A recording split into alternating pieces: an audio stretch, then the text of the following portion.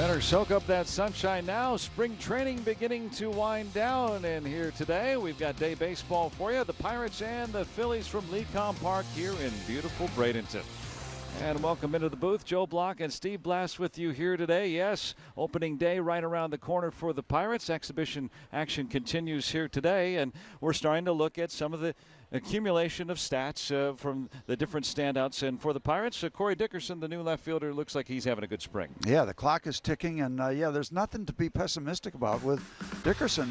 You never know what you're going to see when you get new players, especially at impact positions like left field, for instance. And so 10 hits out of 33 at bats, hitting 300. Half of them are extra base hits. He's played a better left field than we might have expected. You hear different things along the way, but I think in just about all aspects that the speed around the bases has been decent. So we're optimistic about what we're going to get from Corey Dickerson. And to see if Corey Dickerson can build on that all-star season he had with Tampa Bay a year ago. He'll be the starting left fielder, and the Pirates, for the most part, will have their starting outfield in the lineup today. A cross-state rivalry with the Phillies. Bucks and Phils coming up right now here on AT&T Sportsnet.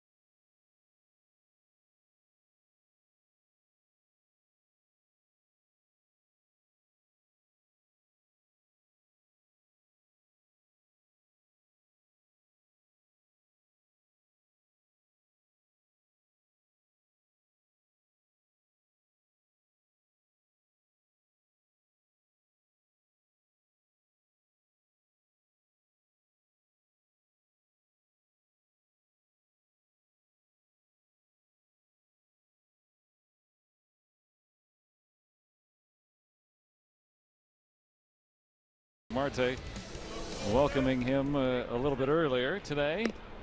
Michael Franco out there as well, and the new manager of the Phillies, Gabe Kapler, trying to bring some new thoughts to the managerial position. We'll see Jose Osuna at third base today as he's continued to try to get some work over there in his bid to make the ball club. It is sunny today. Nice pleasant day here. A little cool for Florida standards, but very nice weather for spring training baseball. For Gabe Kapler's Phillies, Cesar Hernandez atop the order with Santana to follow, and Odubel Herrera batting third. Rhys Hoskins tremendous rookie season in those 50 games last year, Aaron Altair, and then Franco Jorge Alfaro, the rookie catcher. Aaron Nola will bat 8th as the pitcher, and Yesmul Valentin is the shortstop batting 9th. We are ready to go. It's much nicer. We've had some rain come through and then some cool weather for Florida, but looks like we're getting back into the weather rhythm as you take a look at Stephen Brault, who's done okay so far this spring. His numbers from last year, terrific numbers at AAA, and just a handful of outings for the Pirates in the major league scene. But he's done well. Last Sunday against the Toronto Blue Jays, 4 innings, just 1 hit, given up no runs. He walked a batter and struck out a batter. So he's done a good job so far. Yeah, just 6 hits and 2 walks in his 10 2/3 spring innings. Yep. And he's 2-0. You know, I just love it. You can get those wins when you go 2 innings. Yeah, you don't have to go the requisite 5 in the spring. He's behind 2-0. But Brault not bidding to be a starting pitcher on March 29th. They're just stretching him out, but looks like he's got an inside track of being a long man out of the Pirates bullpen this year. I would think so. I mean, he's done nothing to damage his chances. I've been very impressed with watching him work, especially last Sunday. Excellent job against the Blue Jays. Gets the ground ball, but it gets through, and Hernandez is aboard.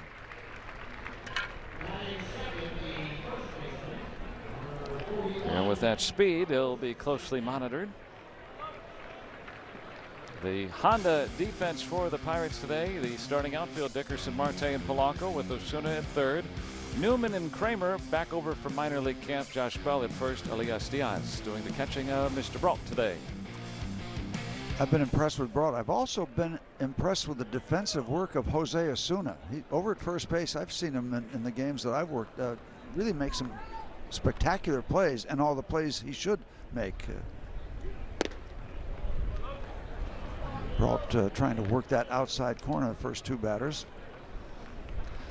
Osuna has had a very good spring, very solid. Is there room for him? Well, stay tuned.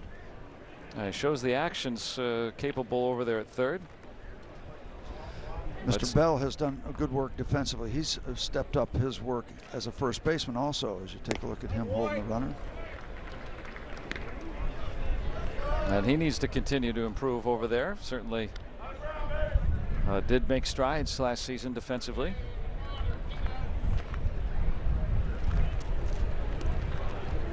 And Brault improving as well. Hey, the Pirates are predominantly a young team. Got a chance for a lot of guys to get better this year. Yeah, he just tore it up at AAA, 10-5 with an ERA under 2 and 20 starts. So, you know, he can start. He can start in a minute, and you know, if he's needed, he's capable. He's more of a pitcher than a fireballer. Not the biggest guy in the world, 6 foot, 200 pounds, out of La Mesa, California. He was the most valuable pitcher in the International League last year, Stephen Brault. Double play ball onto third. There's 1, 2, a double play. And that's about as easy as it's going to get. Nice feed from Osuna over to second base, plenty of time. 2 over easy. Santana doesn't run great, and so plenty of time for that play to develop. Well, he's gotten a couple of ground balls. That's good. One got through, the other one got 2.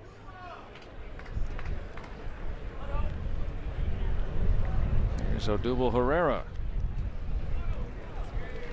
The Phillies with pretty much their opening day lineup, even with the addition of Jake Arrieta. Aaron Nola is going to start on opening day as Arrieta continues to build up his innings. What was that? Did he make his first appearance of the spring yesterday? A couple of innings. Was he hurt? He just signed with the Phillies, so I don't know what, 5-6 days prior to that. Yeah, so yeah. just getting stretched out and lost track a lot of those guys that were over at IMG. You don't expect you know, big name free agents signing in the middle of March. Yeah, but he's been throwing and pitching in scrimmage games over there, I guess. Rick Kranitz, the new pitching coach, moved over from the bullpen coach, seated beside Gabe Kapler and his new staff. But quite frankly, I think Nola's a better pitcher anyway. I think Nola's emerged as one of baseball's best. So he'll get the nod for the Phillies. He'll be in there today. The Phillies got a good lineup. They got a lot of guys in that little ballpark that can pop it out of there. Even Herrera, known more for his speed, but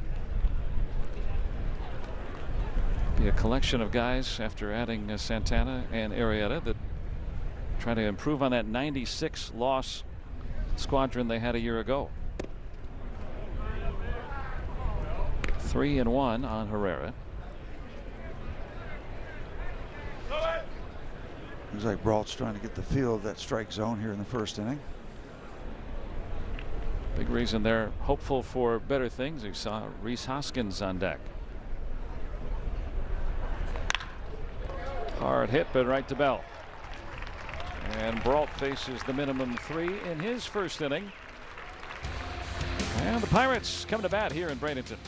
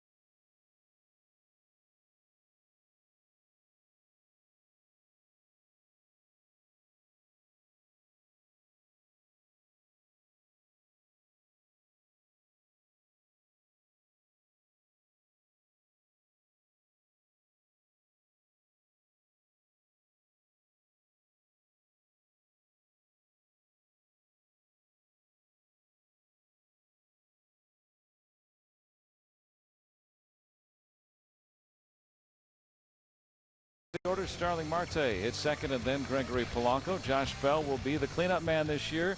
And again today, Osuna will bat fifth. Elias Diaz, Bryce Brent's the DH with Kramer and Newman.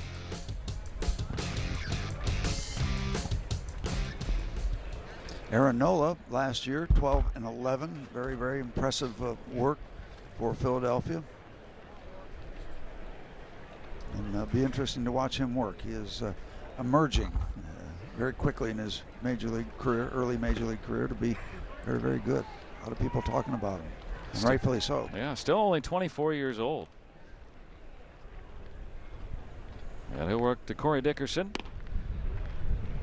We talked about Corey as we started off.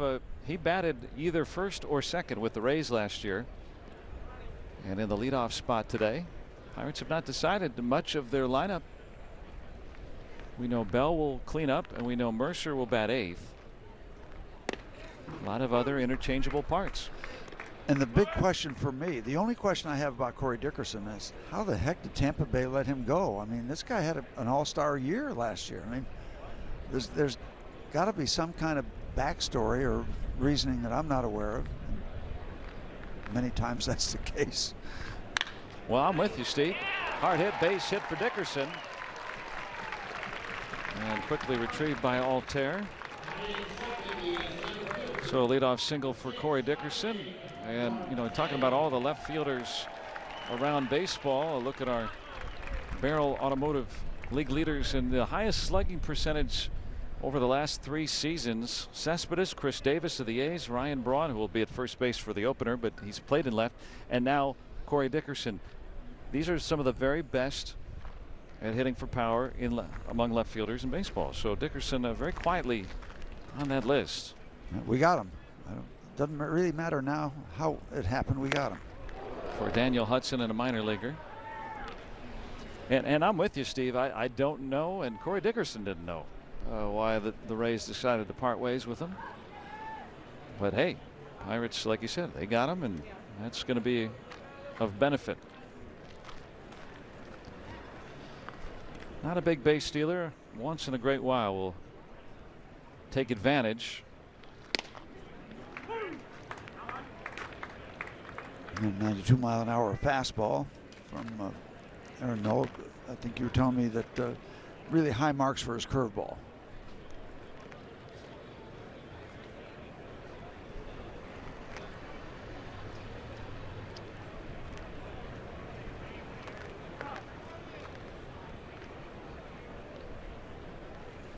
Dickerson is running. Cracked out to Herrera. One out. The Adam ball. Hard hit, but right at Herrera for the first out.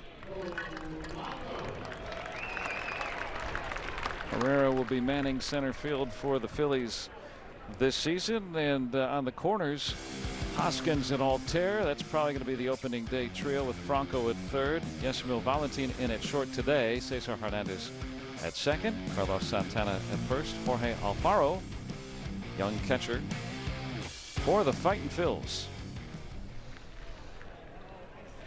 Gregory Polanco.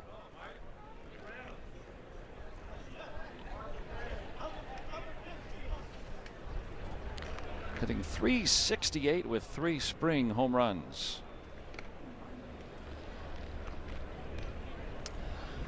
Aaron Nola, you know, he really didn't sneak up on anybody in the big picture, Joe. First round choice number 7 taken in the country several years ago. So the Phillies had their eye on him. They knew what he was capable of. And a bunt. He'll be able to get the lead runner.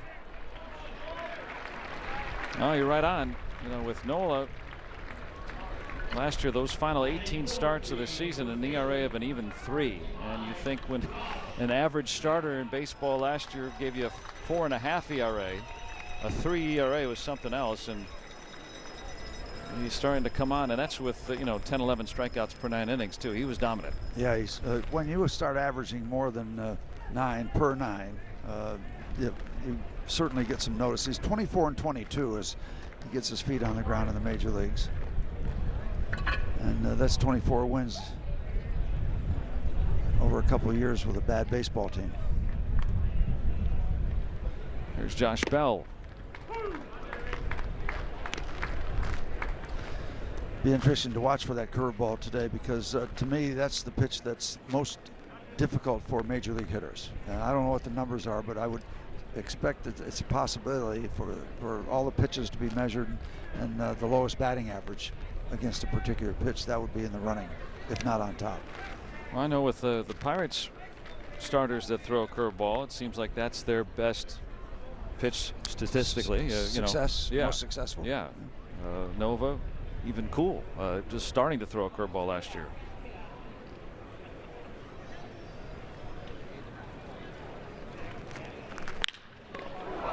Thank you. That allows Bell to reach, and Polanco will move to third. The deflection, the trick play we've been working on all spring.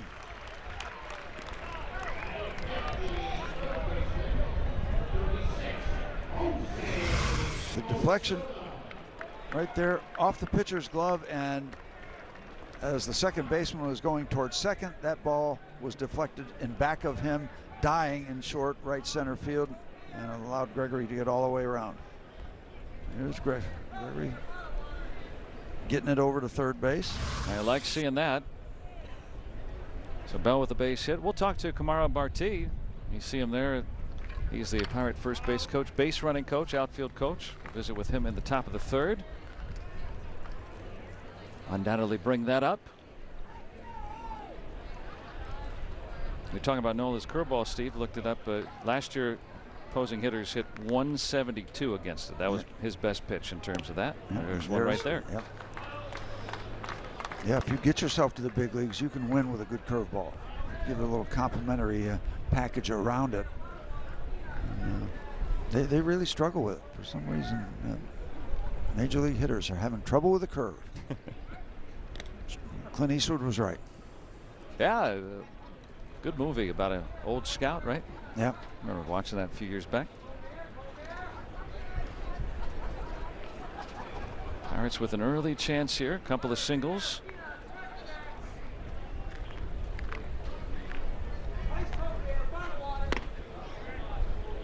Trying to shoot the inner corner. Yeah. Dangerous neighborhood for curveballs inside the right-hand batters. You'd rather have it down and away rather than mid-range inside. That's a miss. Curveball doesn't want to be in that area. Osuna having another good spring training. 300, 4 homers, 13 runs batted in. That time fooled. Yep. There's a prime example of that curveball. Guys are looking for the fastball, whether they admit it or not. And if they're expecting the fastball, they have to start the swing early. If they don't get the fastball, then they're committed, and the ball can bounce in the dirt like we see so many times. And they look foolish because they're guessing. They're guessing for fastballs. When they don't get it, that swing has already started. 2 on, 2 out. And another. Thank you, sir. May I have another? That's a tough pitch. Aaronola gets out of the jam, and we're scoreless through 1.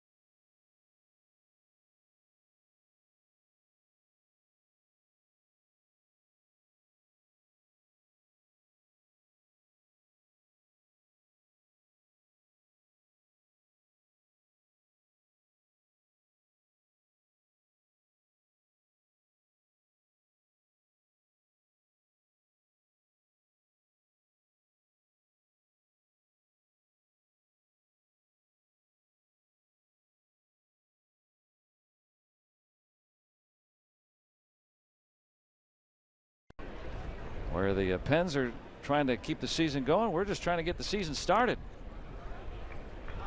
Opening day in 6 days in Detroit on Thursday. What, 4 more spring training games after today? Pirates and Phillies will stay in Florida. Some teams start to break camp on Sunday. No exhibition in Philly or anywhere else this year for the Pirates. That was a regular program for several years. Go up and play a couple games against the Phils. Both teams electing to stay in the warmth. Rhys Hoskins, fantastic little flurry at the end of last year when he got called up. A lot of eyes are going to be on him this year, anchoring the middle of the Philly order. Now, who's going to challenge the Nationals out in the National League East? The Phillies are making a bid.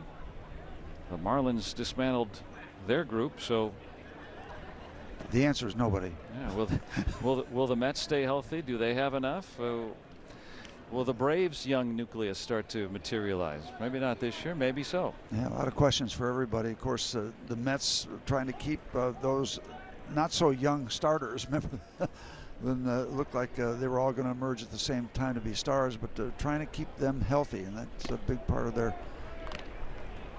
goal. Starting rotation. Well, the Phillies seem to be improved, and Stephen Brault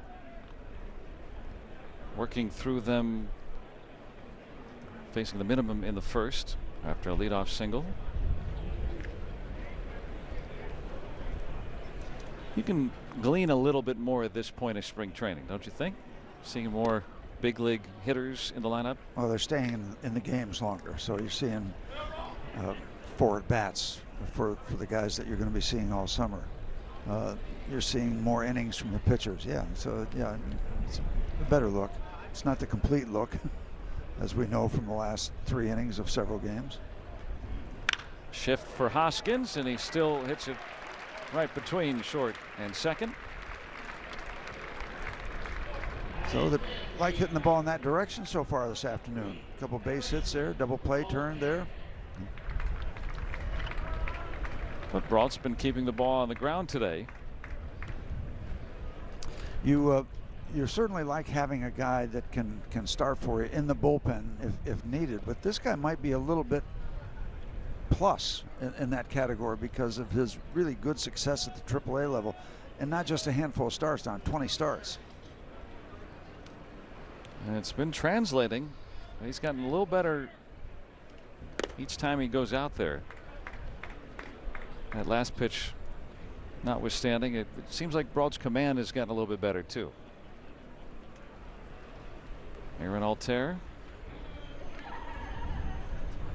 another good looking young player for the Phillies. Solid year.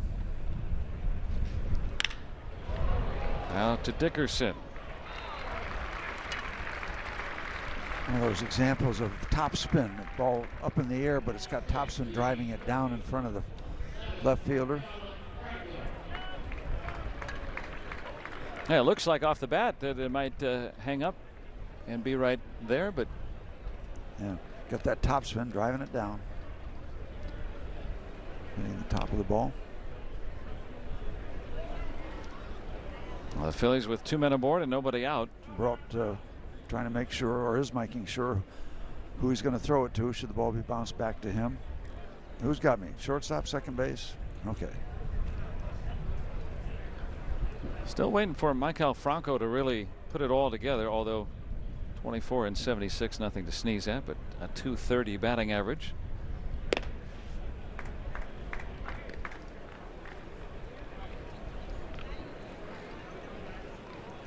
Very talented, and still, you know, he came up so young. He's only 25.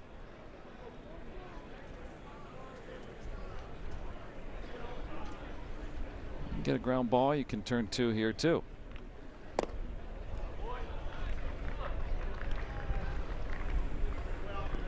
He's ahead 2-0.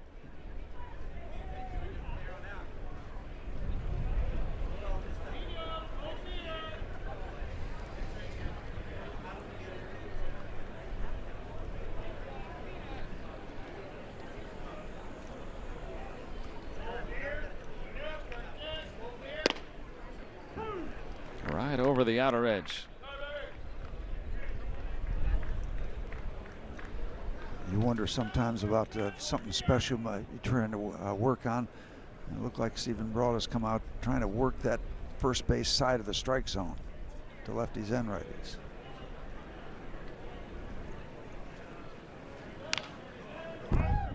Now, you know, the fastball by today's standards, average velocity. Sure, he's 91, 92. That's no problem, unless it's the only thing you got. And didn't lose any time in the offseason with the ink. Yeah, coloring in some of that. Looks like kind of like scales, right? Yeah, yeah. I hate snakes. See if he can slither out of this jam right here with nobody out. And Brault very musically inclined. He's the lead singer of the Street Gypsies. There you go.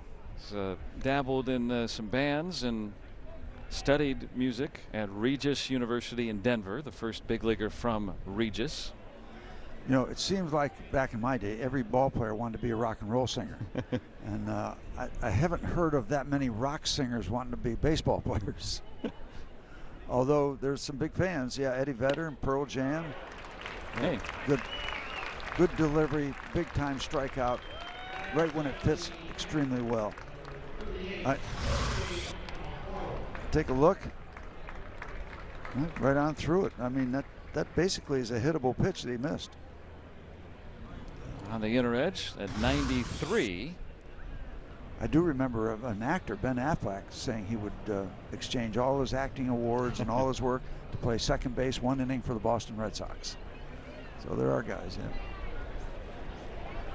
And you see some of the guys that come to perform, you know, post-game concerts and stuff, and they're more into it than you might think. They come up to the booth, you talk to them a little bit. Hey, you know, what's your take on this? And what do you think about the Bucks? What do you think about big league baseball at this point? And all that stuff.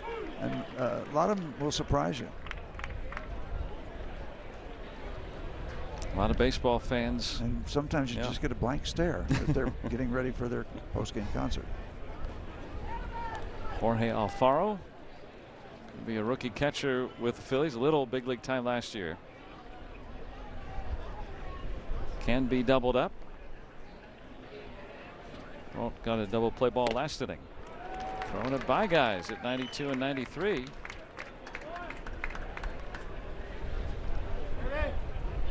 You got a go-to karaoke song? Bust a Move by Young MC. I know all the words. Is that a song? It's a rap song from about 1990, I think. Okay.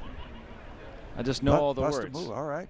Hey. And it's not too fast, so I can. Okay, you got it. I can kind of keep it going. And that's just barely fair, and that's a heap of trouble. Here comes Hoskins. Altair rounds third. He'll score. And Alfaro the double. And the Phillies lead 2-0. That's just a ground ball that just shot inside Josh Bell. A minute left to bat. It was 2 bases, 2 RBIs. Just insides outs the ball. Hits it off the handle, but has the arms out and the hands back. Just pushes it past third base. Easy 2 runs. Yeah, first baseman will typically play off the line for righty batters anyway, because if it's hit down that line, if they're standing there, right, they're not going to get that ball anyway. So try to cut down the angle. First mound visit. Ray Searage, the Pirates pitching coach, out. Well, Altair lined one out to left, but otherwise the 3 of the 4 hits today have just been ground balls through the infield against Brault. Hard rollers who have found the right spots. Might that be partly what Ray is reminding Brault about? Yeah, you're not getting, torched. That was a pretty fortunate hit ball in on the hands, but a good job of fighting it off and pushing it in that direction. So, hey, win some, you lose some. The Phillies have an improved lineup. Now, Gabe Kapler has the pitcher batting 8th today. Thank you. Right here in this situation. Pretty good looking delivery there. Nola, an .069 career hitter, 4 hits last year.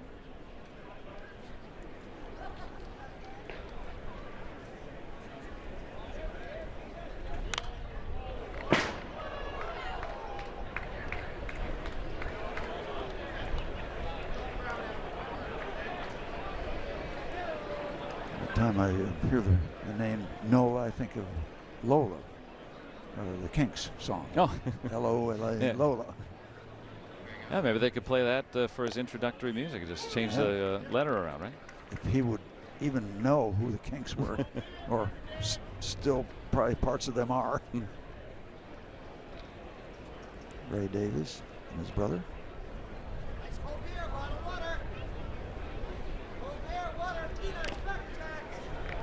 Just gets a piece of it. Okay, you got him where you want him, Stephen. Give him a little taste of his own medicine. Throw him the curveball. See if he can handle that. Brault featuring that, I guess he calls it a slurve. I guess it's a slider and a curveball, right? Kind of mix. Yeah. Big breaking ball. More guys have that pitch. Should call a slurve. Most of them call it a slider. Aaron Nola. It's knocked down by Newman. It'll be a base hit, but that saves a run, keeping that ball in the infield. Really nice play. Well, Newman was in camp earlier, brought back over for today's game. He went a long way for this. And saves a run, keeps the double play in order, almost gets an out. Nola had to hustle.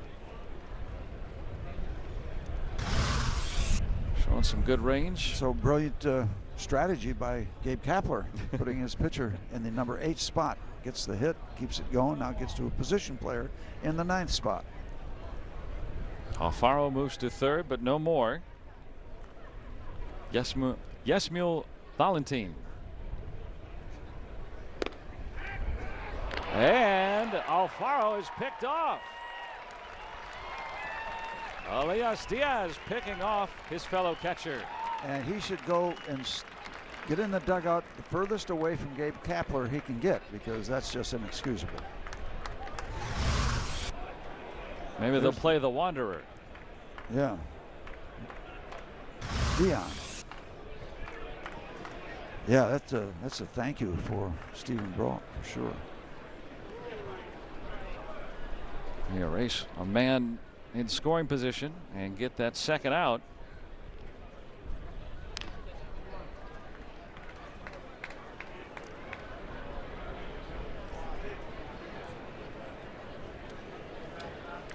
That I don't know, could he have missed somebody missed a squeeze sign? He was quite astray. Yeah, but he wasn't breaking, so that's on him. Hard to believe he'd been thinking squeeze.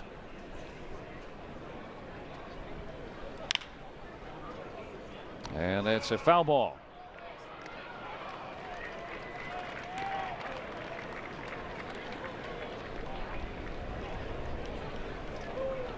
Brault ahead now 1-2 on the number 9 hitter.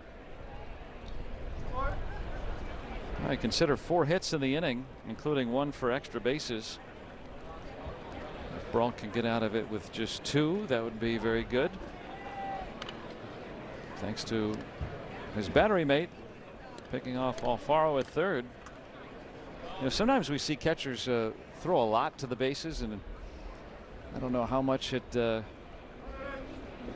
benefits sometimes. It seems like it's a lot of times, but Diaz very smartly saw Alfaro straying there. It wasn't even close. Yeah, I think the golden rule might be don't throw the ball unless you have a play. Just simple as that. Yeah. Make sure you have some semblance of a chance before you turn it loose. Yeah, and Diaz, I mean, Alfaro had no chance. He had him out. Oh, yeah. Playing catch. Yeah, when you tag a guy in the chest, a pickoff, I think it's on him. It's on that runner. Brault already at 45 pitches here in the second inning.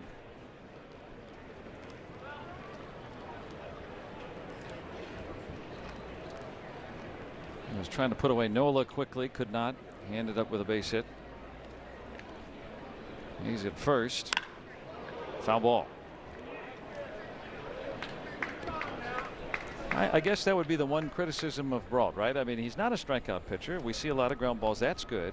But on days like today, when some of them are sneaking through, how does he put away hitters? Do you use that breaking ball? Does he use the changeup? He's got to keep on trying to make pitches because he cannot throw the ball by somebody. So you just hunker down and okay, you get the ball from the catcher. All right, let me make a good pitch and take my chances again. If it's not your day, sometimes it's just not your day. He's been getting the ball on the ground a lot. And he'll use the fastball there to freeze Valentin. And so 4 hits for the Phils. That limits the damage thanks to Diaz.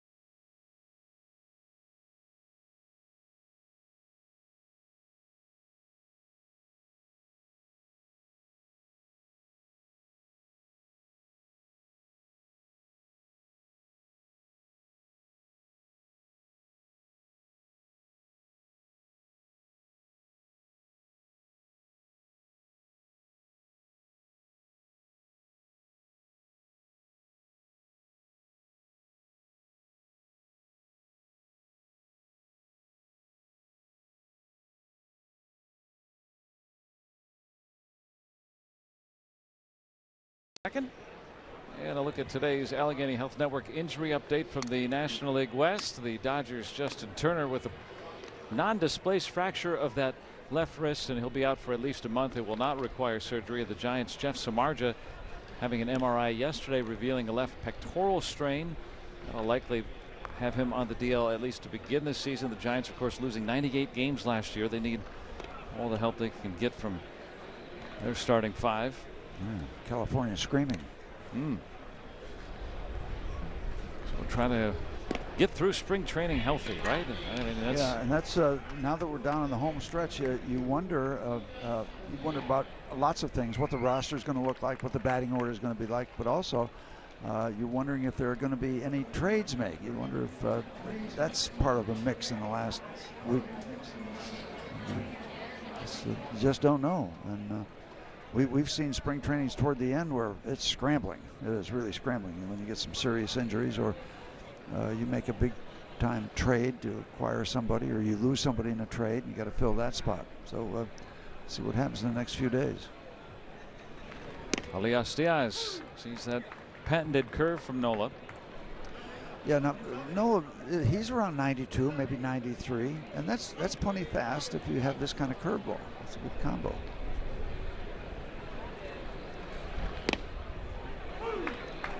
Example right there, 75 to 93. Good separation of speed, good change of speed. He'll be the Phillies' opening day starter. Ivan Nova will get the ball for the Pirates. You know what's pretty cool is all 30 teams are going to start on March 29th. We have not seen that since divisional play began in 1969. So think about that. A true opening day in baseball. Hernandez records the first out. Now if they can do something about starting every major league game in a warm climate the first couple of days. Then we would never have the season start in Pittsburgh. Well, you can have, just give That's us what I'm saying. Give us a start in Atlanta, moving up, and then bump it back a few days. Pirates home opener will be Monday, April the 2nd.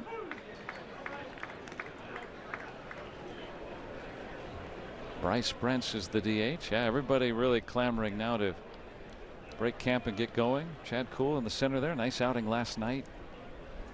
Played a night game here. And Trevor Williams Those two may slot in Detroit. They have not announced when those two guys will be in the rotation, where they will be following Nova. Tyone will get the ball in the home opener. Bryce Brents with a base hit. And let's check in with Robbie and Smikowski. Hey, Robbie. Yeah, guys, so Kevin Kramer's coming up to the plate, and if he gets a hit, it's going to cost him $10, and that's actually a pretty good thing. He's helping to a very nice charitable cause by one of his best friends in minor league baseball. We're talking about Seattle Mariners minor leaguer Braden Bishop. So Bishop's mother, Susie, was diagnosed with early onset Alzheimer's at the age of 54. And the two of them have known each other since they were 12 years old, talking about Bishop and Kramer. They played travel ball together since they were kids. And Kramer said, hey, if there's anything I could do to help this guy, I certainly will do it. And anyone watching right now can donate and help their cause by visiting 4 momalz.com. And Bishop is donating money for each hit he gets as well. And 4Mom is a charitable fund dedicated to helping people and families with Alzheimer's and dementia. So what a cool thing. It's cool enough that they're doing it, Joe and Steve, but what's even cooler is that these guys are minor leaguers who do not make a lot of money. So for them to take money out of their check to donate to this cause is a pretty cool thing. A lot of guys are doing it as well. Yeah, that's great. That's good stuff to be able to get outside yourself and make a gesture, make a commitment. And it's to be applauded. Absolutely. And as Robbie pointed out, yeah, the minor league checks, if you were to work at the grocery store bagging groceries, you're probably going to make more than a lot of these minor leaguers are. An article in the paper today about minor league minimum salaries and that sort of thing. It's going to be looked at.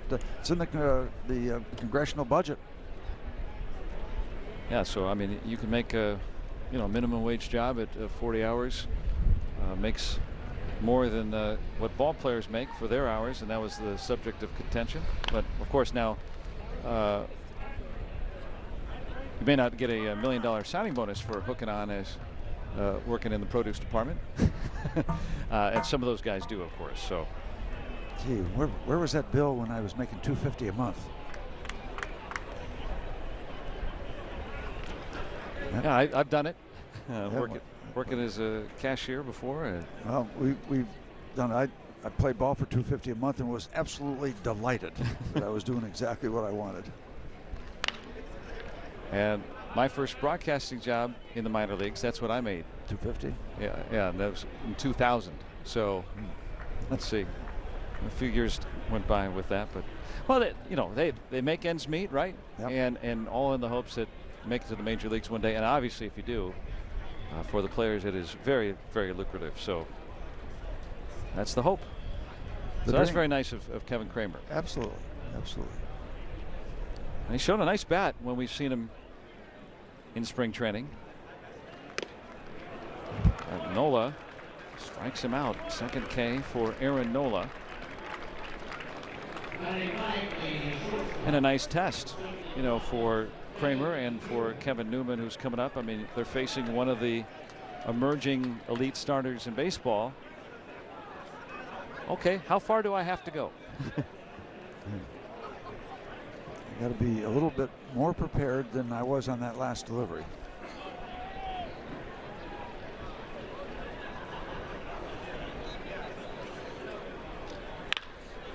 Right to short. So the Brent single and no more for the Buccos. Phillies lead them 2-0.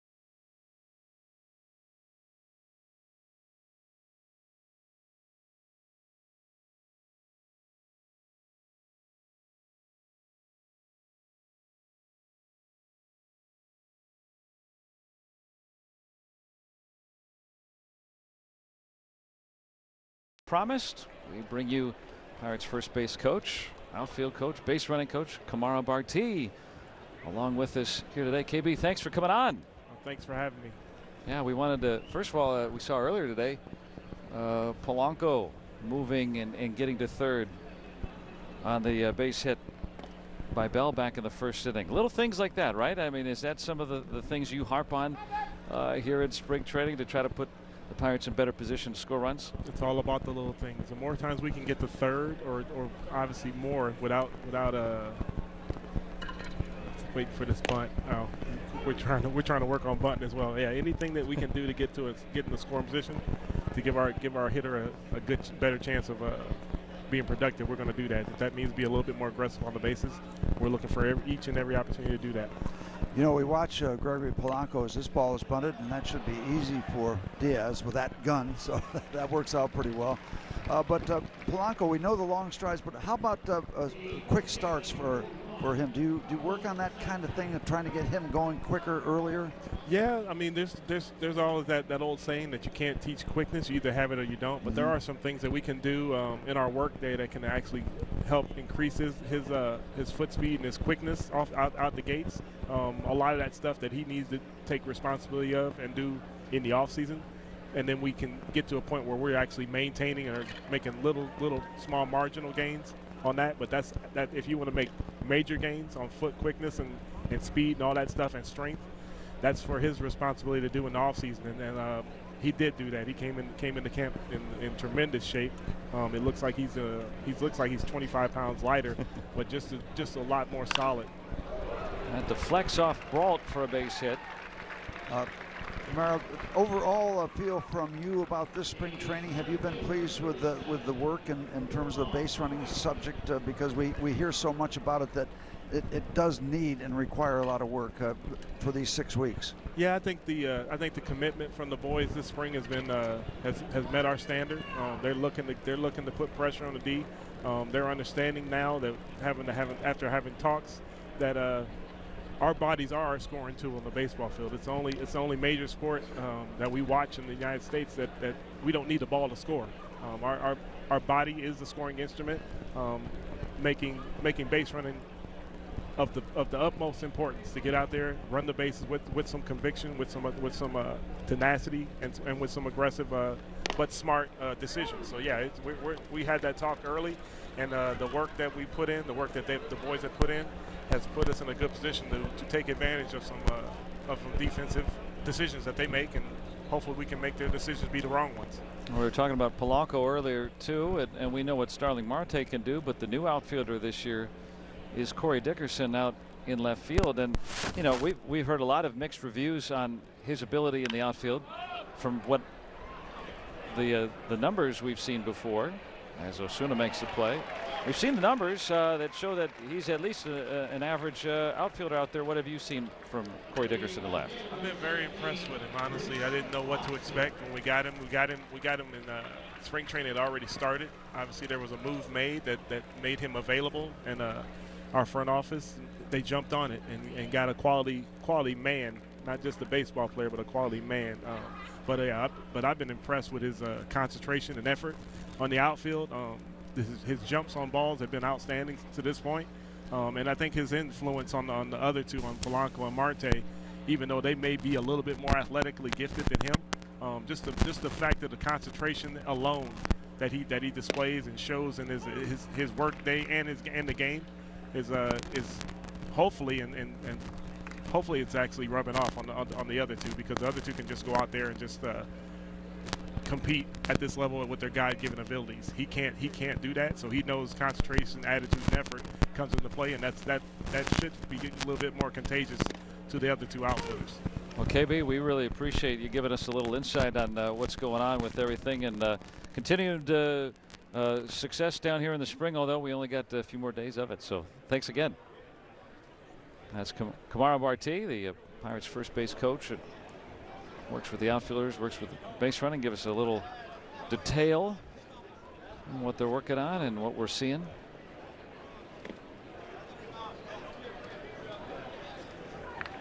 One and two on Hoskins. Got him played very deep in the outfield. He showed a ton of power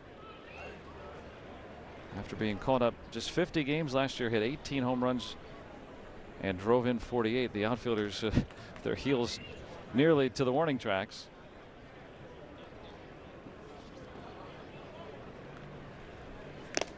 And Brault strikes him out with a fastball. All 3 strikeouts today with that fastball. Stranding the runner, but the Phils lead 2-0.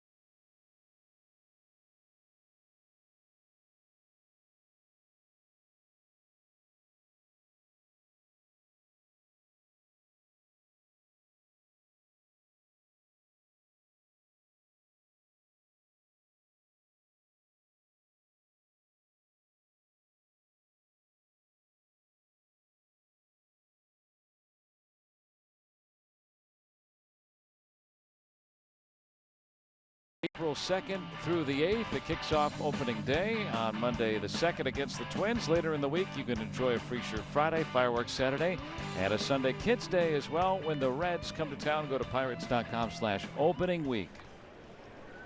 Getting excited for regular season baseball. The practices, the exhibition starting to wrap up down here. And talking about Corey Dickerson, here he is. You know, the other thing about Dickerson is you like him to spend as much time in the outfield during these games besides starting Marte, because he's going to have to get comfortable with him, get a feel for his instincts. So obviously Marte's going to take charge of anything he can get, but just get the feel of working beside him. He certainly can feel it at the plate. He's 2 for 2. Yeah, there he is beside Marte in the offense also. Proximity.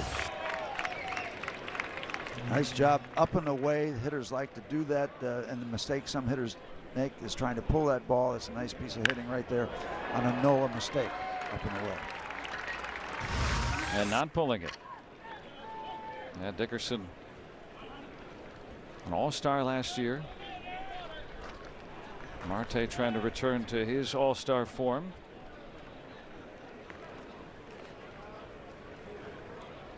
We saw Dickerson run last time around.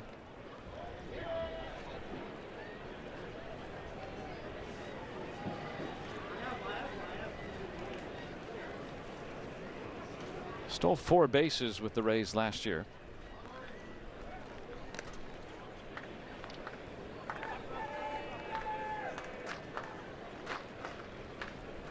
Couldn't the football player Dickerson run pretty well? Yeah. Eric, right? Yeah,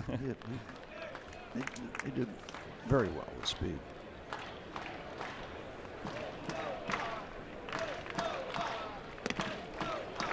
Curve in for a strike. Lock him up, curveball. The flinch.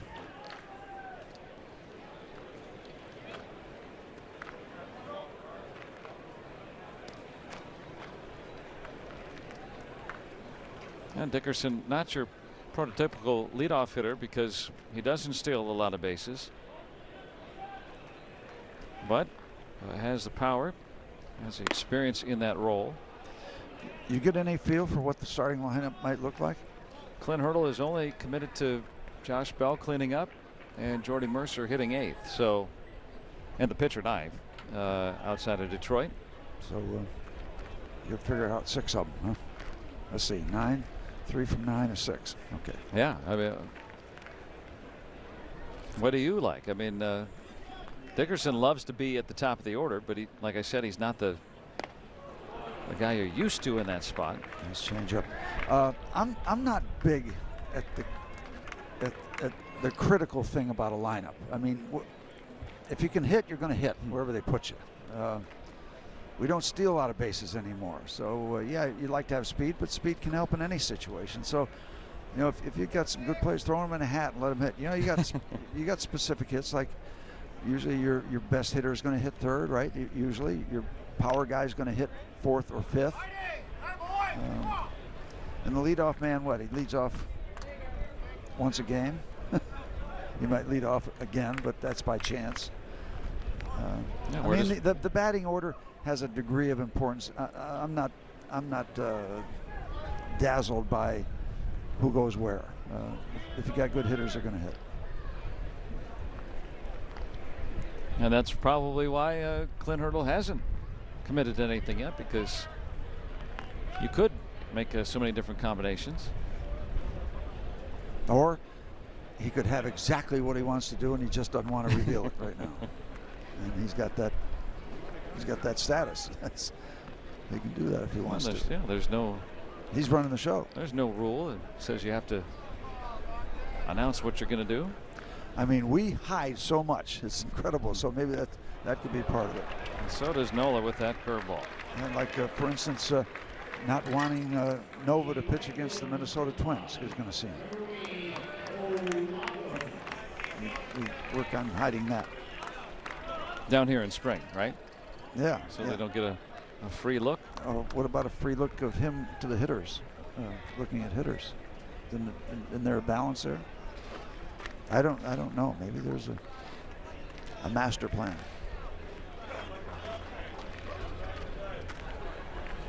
Whatever Polanco's plan is, he's going to have to try to beat a defensive shift here.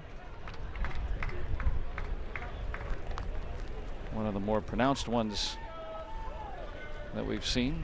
Franco, the third baseman, is the only man on the left side of the infield. We've already seen today, if you hit it hard enough and it's not right at somebody, you can beat the shift. A couple of hard hit balls in between the shifters.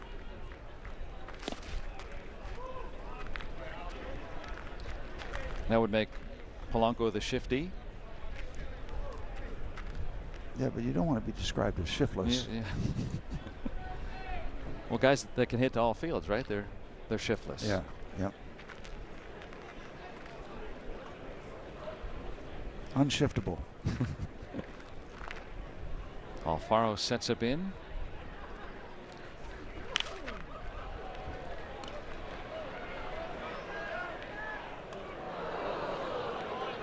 Among the customers. Okay, I got it. We're going to go. We talked about that last night. The patrons, the customers, the fans, the clients, the friends. Got to vary up the words. Sure. You know? Yeah. You're going to refer to them a good bit during the summer? Yep. All of them. I hope to see a bunch of them on April 2nd. Yeah, looks like last check the forecast was decent.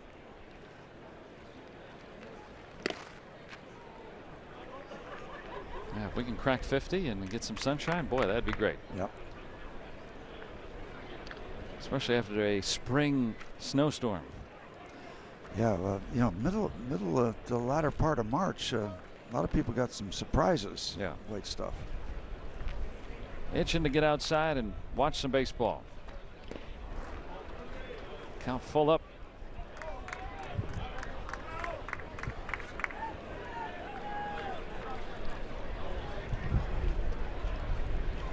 Not a cloud in the sky. Yep, it got better real quick after comparatively cool couple of days, and the rest of the time down here looks absolutely stunning, as it usually does. That is stunning. Though Dickerson be stunningly heading to second here. With one out, he goes.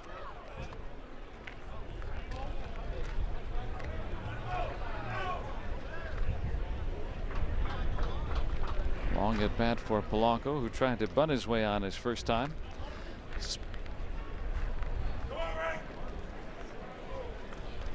And we talked about the weather, and there's a helping breeze once again. It's been kind of a prevailing thing out toward right field, so the ball's up in the air. That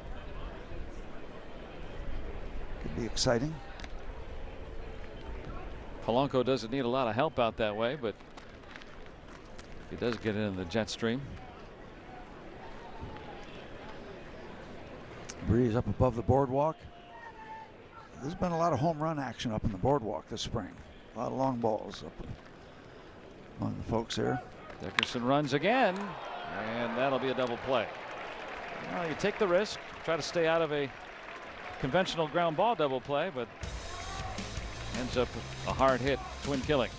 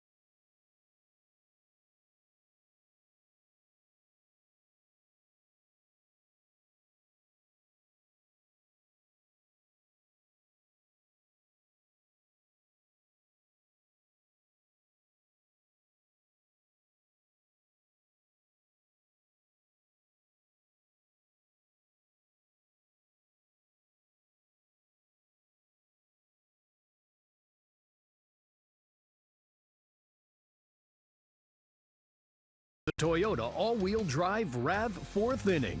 Toyota, what drives you? Stephen Brault, so far today, has allowed a half dozen hits, but most of those balls on the ground. Phillies have a 2-0 lead. Jorge Alfaro driving both in with the lone extra base hit.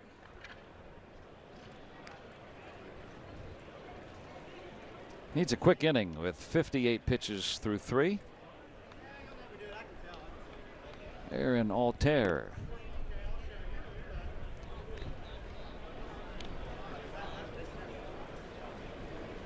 Born in Germany.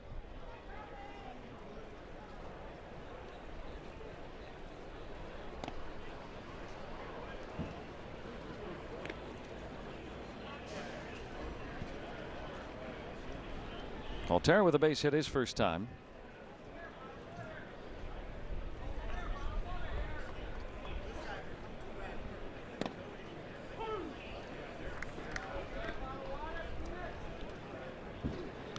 Oh, that's that kind of looks like your phone, right? In my humble opinion, that is the podcast that the pitcher Stephen Brault and Trevor Williams host, and Robbie's got Trevor. I do. So let's talk about this podcast a little bit. First of all, how do you describe your relationship with Stephen Brault? On the microphone, it's great, and in camera, it's great, but in real life, it's horrible. We don't look at each other. We don't like talking to each other. No, all jokes aside, we like each other a lot. We, we connect on different things, mainly because we grew up in the same area. We have similar interests. And I think that's how this podcast has taken off and how it's been doing so well. So if anybody has not had a chance to download this podcast, I highly recommend you do it. They are highly entertaining human beings. They rarely talk about baseball, almost never talk about baseball. But all Steven does is bust your chops constantly. Why? He knows I'm right all the time, and I don't think he appreciates that. He gets a little whiny at sometimes. He gets a little whiny, and I've talked to him about that. But other than that, I think he just knows deep down that my lists are always better than his and more correct. Exactly. So this is where we got to go. We have to inform the viewers exactly what is IMHO and what's the basis of the podcast, and what are the main things you guys go about with your discussions. IMHO stands for, in my honest opinion, or in my humble opinion, whatever you are feeling. We like discussing and ranking things, stuff we talk about on the bench, that we just, there's anything from best cereals to best N64 games to best fast food chains, really anything and everything. And we get teammates on and other baseball players, and we get on and talk about that. And another thing we want to do is kind of share minor league horror stories and like funny minor league stories that have happened to us. So when you have the broadcasters as your guests, myself, Steve, Joe, Greg, Bob, anybody, what are we going to rank? It's whatever you're passionate about. That's what we ask. We ask teammates, what are you passionate about? And they'll give us, a list of 2, 3, 4 things, and then we'll kind of go from there. Steve and I have a vast array of hobbies and interests that we like, so we kind of fall into everything. Okay, we have to keep this G-rated for TV, but he has a really funny story that he told on a podcast one time about minor league horror stories, travel stories, that type of thing. Just give us the quick G-rated version of one of the stories that you told. Yes, you know where I'm going with this. So my favorite one, G-rated, it sounded like there was a great play. No, bad play. Homer.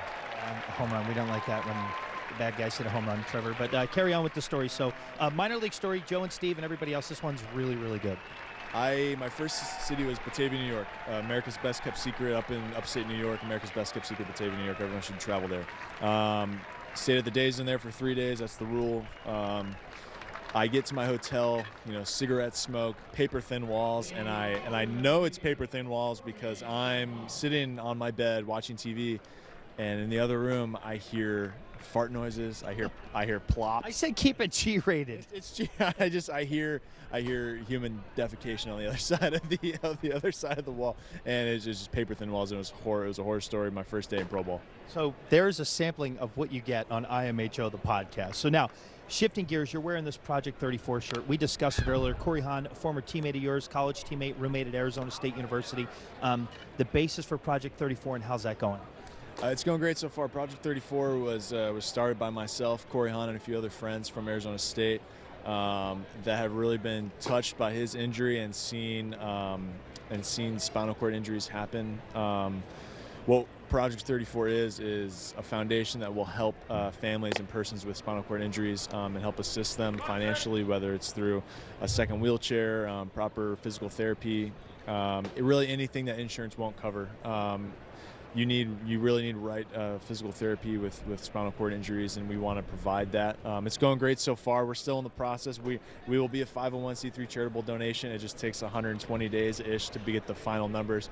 But you can purchase these T-shirts that go towards this charity, goes towards our charity at Pittsburgh Clothing Company. It's pghclothing.com/project34. And if you want more information, our website is www.project34.com, all spelled out. And PGH Clothing, if you go there, there's a bunch of photos of the T-shirts, so you can see that one there. And just to follow up, people wondering about Corey Hahn, suffered a spinal cord injury. I believe it was sliding into second base. Is that correct? Sliding into second base our freshman year in 2011. He broke his C5 vertebrae. By far the most haunting thing I've ever seen on a baseball field, and it changed his life, obviously. And he's still in baseball. He's with the Arizona Diamondbacks. He's in their front office. He's a decision maker. So it's cool to see him still in the game of baseball. And there's so many guys within the major leagues that have been affected by this. So we want to see this, and our vision is to see this kind of blow up in the major leagues, where we have Pittsburgh colors, but there's going to be Diamondbacks colors, there's going to be Arizona State colors, there's going to be all 30 teams are going to have their own colors for Project 34. Okay, so let's shift focus again to the game of baseball. 8 punch-outs for you in your last start. How are you feeling, and where are you right now, a week away from opening day? I'm in a good spot. The last start was something that I needed. Not necessarily as a confidence booster. It's something that I needed. Marty Marauder photobombing us. It's something that I needed to go into my next start. I'm going to have a little tune-up coming up 5 days from whenever my last start was. But we'll have a tune-up going into the season. You know, my mind's in the right spot, my body's in the right spot, and we're looking forward to getting this thing rolling. All right, Trev, that was a good extended interview. Joe Block and Steve Blass in the booth. Why don't you take this and go back to those guys. Ask them a question if you have one, okay? Well, I'll tell you Joe what. and Steve are in there? Oh, what's that? Well, I can't. He can't hear us. But I don't hear him. Well, you can't hear him, yeah. I could hear him a little bit. Do you guys have anything for Trevor? Yeah, I actually do. Steve does. I spent a few days in Batavia several years ago, and I stayed at a hotel up there, and they said, "You're lucky. You're staying next door to a professional baseball player." Steve said he once stayed in Batavia at a hotel, and he said, "Hey, you're lucky. You're staying next to a professional baseball player." No kidding. It's if you've never been to Batavia. I played there. Different. Steve played there, he says. It's 1,000 years ago. You're right. America's best kept secret, Steve. It's It a is. place everyone needs to see. That's right. Yeah, I spent a whole summer there. I know exactly what you mean, Trevor. I do. Thanks so much for Trevor Williams, and thanks, Robbie, for that and bringing light to Project 34. Yeah, his heart's in the right place. He's one of the good ones, Trevor Williams, and exciting to see him build on last season as well in the Pirates starting rotation.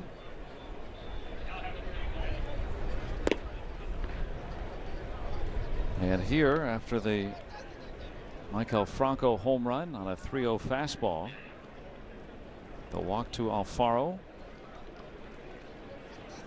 And Aaron Nola, the number 8 hitting pitcher.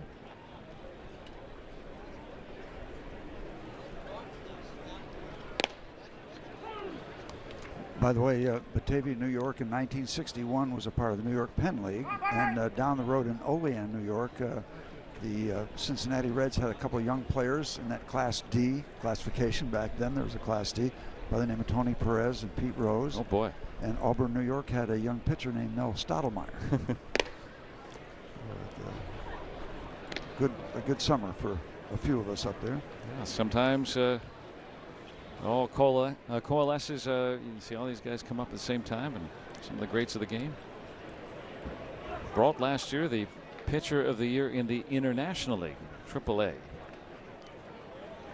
and has had some ground balls get through today, but now starting to get wild after challenging Franco. Yeah, the leash is getting shorter for Steven now as he works with his next delivery being the 75th delivery. And for Clint Hurdle, you know, during the year, Brault's going to he's penciled in to be a middle reliever, a long reliever. Tyler Jones has been loosening.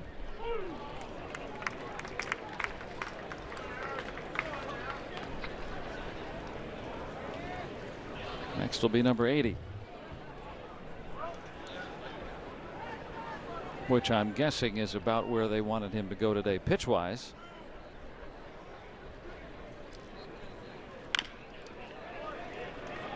And has enough English on it to roll foul. Batavia, New York, by the way, a little bit unique in 1961 when I was in there playing there, because we had a manager by the name of Jim Adlam, and he was let go. And our new manager was a guy by the name of Gene Baker, who had played for the Pirates, played on the World Series championship team in 1960. But the unique thing, he was the first black manager in a organizational situation, coming from a major league organizational team, and one of the great people I've ever met in the game of baseball, Gene Baker, from Davenport, Iowa, and just learned a lot from watching how he handled himself as a manager and a very decent human being. One of the best. And all those years later, Trevor Williams is He's beginning his career Yeah. there with the Miami Marlins. Part of the Pirate organization. Just about 30 miles east of Buffalo. Batavia Pirates. Aaron Nola, that's going to help Brault. Second double play turned behind him today. By far the easiest one, as Nola was trying to get himself another hit the ball solidly, and that's going to be it for Stephen Brault. Some bad luck. The Franco home run added to the Phillies ledger. Probably like the ground balls today. Did not like the result overall. 8 hits for the Phils, and Tyler Jones coming on.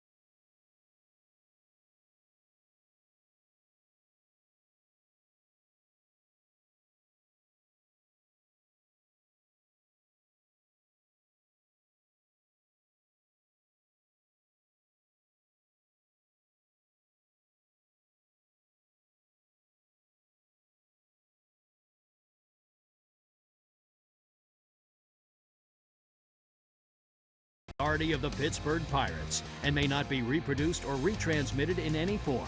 And the accounts and descriptions of this game may not be disseminated without the express written consent of the Pittsburgh Pirates. 4-0 Philadelphia. With the bases empty and 2 outs here in the 4th. Esmil Valentin facing Tyler Jones. Milwaukee, Wisconsin native. Out of Marquette University High School. Last pitched on Tuesday, gave up his only runs of the spring. Minor league free agent.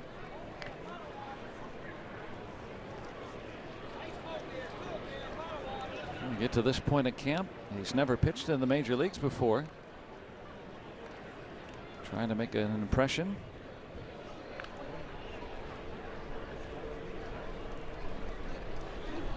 He's among the back row of lockers, and it was filled when camp began with, I don't know, maybe a dozen and a half guys, and there are 3 or 4 hanging on of the non-roster invitees on that back row, still with the big uniform numbers, hoping to go north. 28 years old.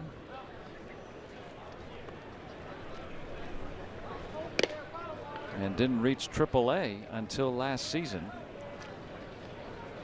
Maikel Franco with that 2-run home run, doubling the Phillies lead. Brault gave up 4 runs on 8 hits in 3 2/3.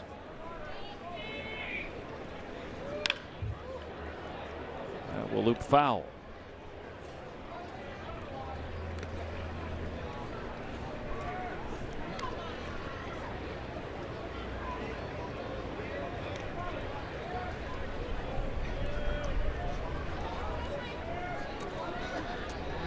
Always fun to have the kids out. Varying levels of interest at those ages. And this one will fall amongst the customers. Yep. And while we have a moment, I want to extend happy birthday wishes to Bill Nicholson, great Pirate fan from Cambridge, Ohio. He's a little bit under the weather these days, but happy number for you, Bill. Big Bill. Glad to have you along with us.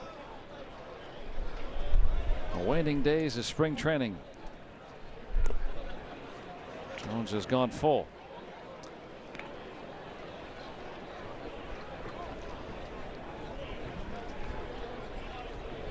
Pirates will break camp after the game in Clearwater on Tuesday. Same with the Phillies, of course. I'll be the host. A Bobby Abreu jersey. Haven't seen that one of those around in a while. Ex-Phil.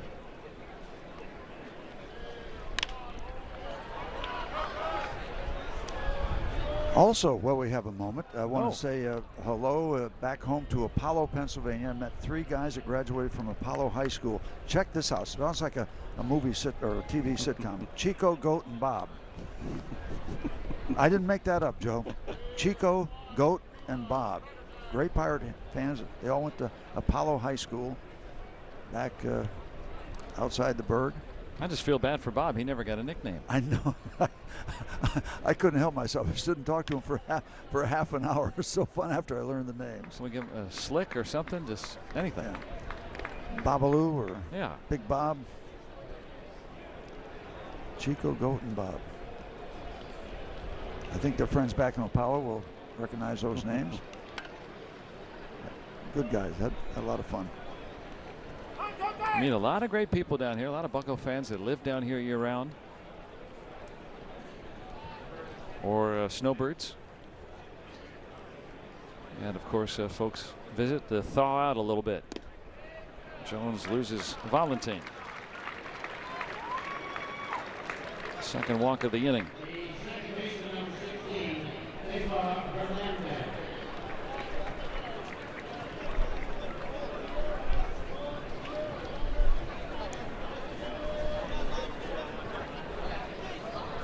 Take a picture, it'll last longer.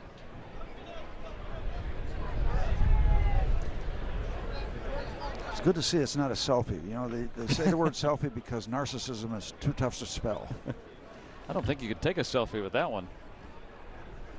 Arms aren't long enough.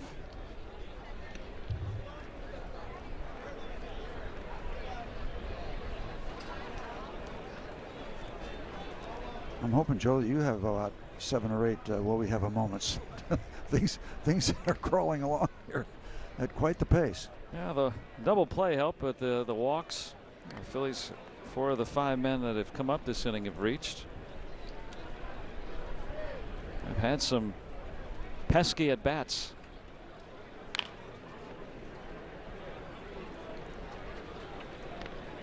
Hernandez no exception. A base hit off Brault to start and then tried to bunt his way on.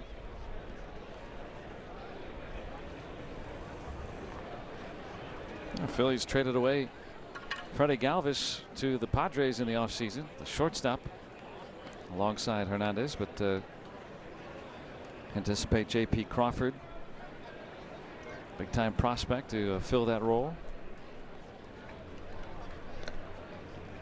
Valentin in there today, the only projected non-starter.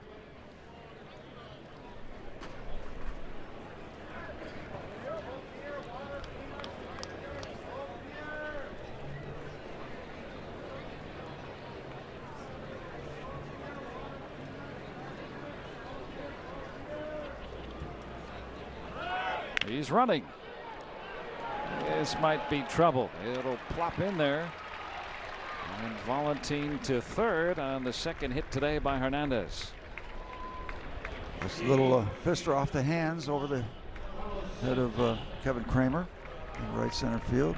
2 outs. No reason for Valentin to hang around. He winds up on third base. So Jones has come on to get the final out. Instead, he's put 2 men on. And that'll bring Ray Searage out for a confab.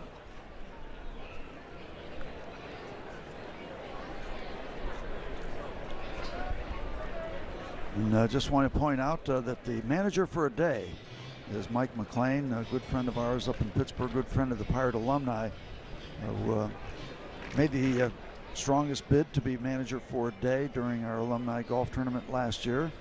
Mike McLean, representing Enterprise Rent-A-Car, has been a good friend of the alumni and he's having the day of his life. He's having a lot of fun. Took the lineup card out with the umpires before the ball game. It's a great treat. So we do that each year. Yep. Just a message in the foreground, but Mike's back there, and Mike's got to pick up his game. He's got to manage a little bit better because There he we're is behind. with the clapping, right? Yeah. He's right. He's into it. But thank you, Mike, for what you do for our alumni group. What a neat thrill that would be.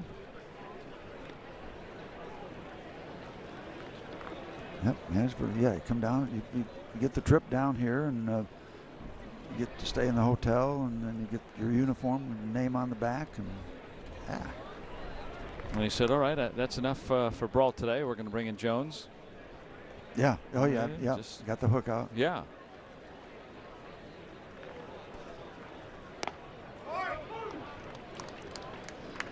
One and one on the switch hitting Carlos Santana. Signed to a 3-year deal in the offseason. Major deal for the Phils. Yeah. They spent some money. They had a very, very low payroll coming into this season. Going to be by far the lowest until they signed Santana and Arrieta. Hernandez thrown out. Nice throw by Elias Diaz. He's picked off a runner, and now he caught a base stealer today as well.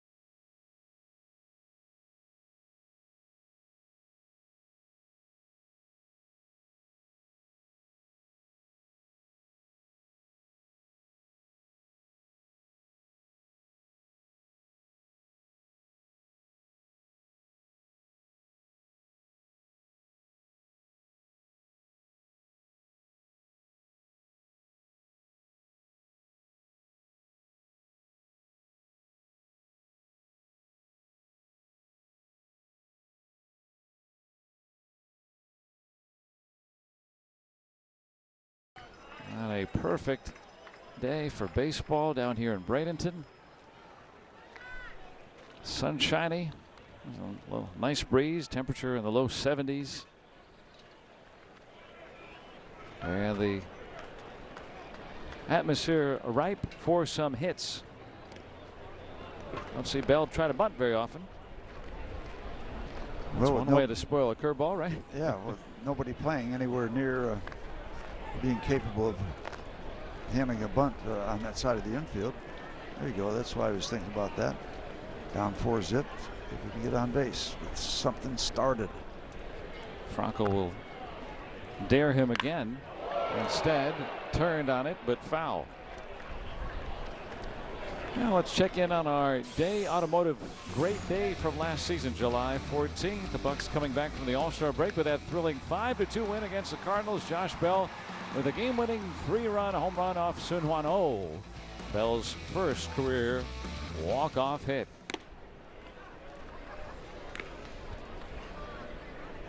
Fun.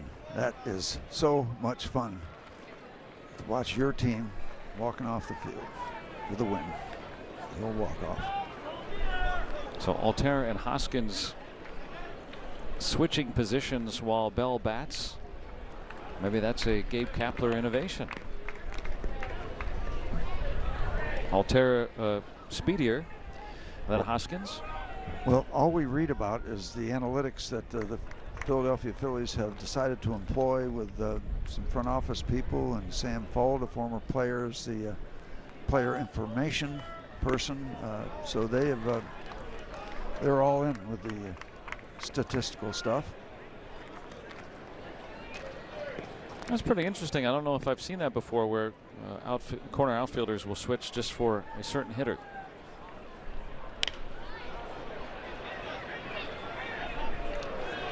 I mean, are they? I guess now technically they played different positions in the game, left and right field, both.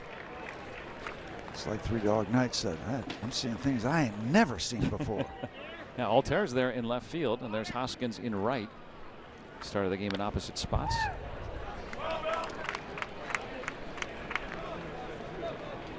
Gabe Kapler, who had spent time as the farm director, or director of player development, technically, with the Dodgers the last 3 years. Played for Clint Hurdle in Colorado. And managed back in A-ball 11 years ago, and then resumed his playing career. Was he with the Red Sox, their World Series year? 04, yeah. yes. Yep. Good memory. Now played for Hurdle with the Rockies. Also the Brewers, Rays. Played for the Dodgers in spring training in 2011. Before that was about it. 57th round pick back in '95 with Detroit. Got to the big leagues. So had a pretty long career. Played in Japan. So he's got a wide variety of experiences to share. He's a bodybuilder. Well, you know, it's great to point that out, because everybody thinks that the odds are against you as a player getting to the big leagues. Tremendous odds. But you got to remember the other side. Major League Baseball teams are desperate to find talent. So, you know, if you've got it, they're going to find you. They're going to find you. So it's so hard to get to the big leagues. Yeah, it is. But if you got the stuff, you're going to be in demand.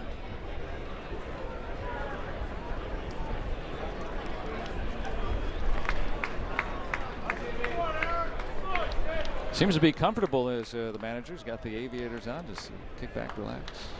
Now you can relax during this one. You can fall asleep during this one. Just an exhibition.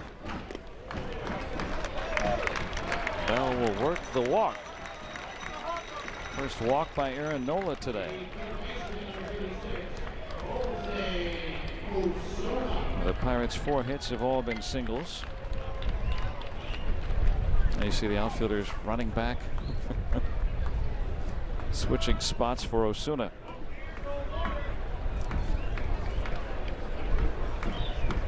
I'm very curious if that works. I mean, you know, it makes sense if you got a guy that you think is very fast.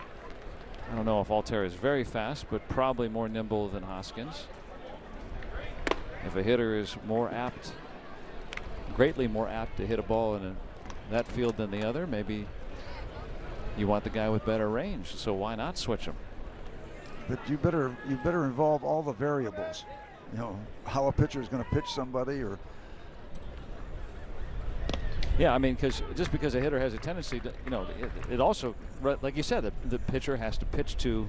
Yeah, and there's so many uncertainties. A swing, a stance, a given night may not be anything like he did in the past. I mean, there's no way of predicting the future absolutely by the past. There's no way of doing that. Oh, you can certainly predict tendencies, though. Yeah, for sure. But if you take it down to if we finally get down to the point where we know exactly what's going to happen next, boy, is that going to be fun. Okay, here's a double left field coming up. Are we heading in that direction? That's why the human element makes the game so good, right? I mean, I hope so. You can guess, and you can think you know what's going to happen, but never know what to expect. Nola strikes out Osuna. So one away, and a very good defensive day for Elias Diaz. Easy pickings here, but alertly finds that runner, and then strong throw right on the money. Right on the money. And just validates his throwing ability on that second one for sure. Alertness on the first one. He's going to be getting more time behind the plate this year. Pirates want to have he and Francisco Cervelli. I don't know if it'll be a straight split, but Diaz is not going to be just strictly a backup catcher. He's going to get a good amount of time. And why not? I mean, especially defensively, he's shown that he can be a plus. And this spring has swung a better bat than we saw toward the second half of last season. And he's added just a little small leg kick. Try to garner more balance at the plate. Says you know, he's done that before. Says that makes him feel a little bit more comfortable. He thinks that's why he's driving the ball better this spring. A rhythm thing, a timing thing.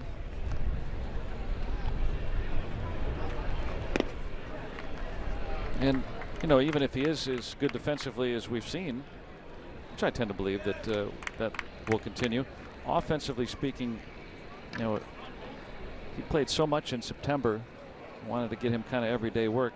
He hit 185 in September. Did not homer after June 2nd. But he's got it in him. And there's a lot of work to be done with that bat. We've seen it in the spring that he's got it in him, and that's doesn't have to be an all-star offensively, but a little bit more representative at the plate. Spring can fool you in a lot of ways, good and bad. Yep. He simply has to be better than 181 when if he gets a chance to play on any kind of regular basis. Now Bryce Brent's with 2 away.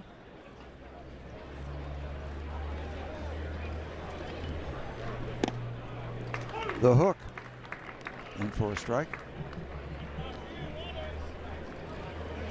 Aaron Nola at 61 pitches.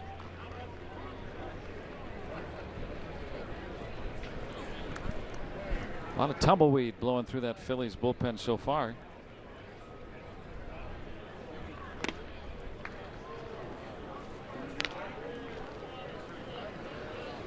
He has not been shy throwing the curveball today. 12-game winner last year.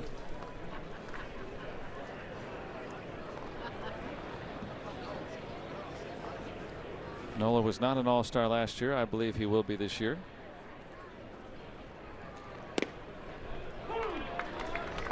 I think you know, if you look around the National League, who are some of the young pitchers that are want to make the next step to be among the game's elite, I would put Nola there. I think Jameson Taillon can make that step this year. I know it's a bold prediction, but I think Taillon will be an all-star this year too. That would be nice. And I think a lot of the outside pundits, people outside Pittsburgh, have thought very highly of Taillon as well. Yeah, I want to get him to get to 32 starts this year. You know, health, yeah. I mean, see what he can do. Thank goodness.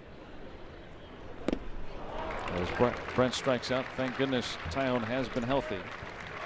Leadoff walk, left on, 4-0 Phillies.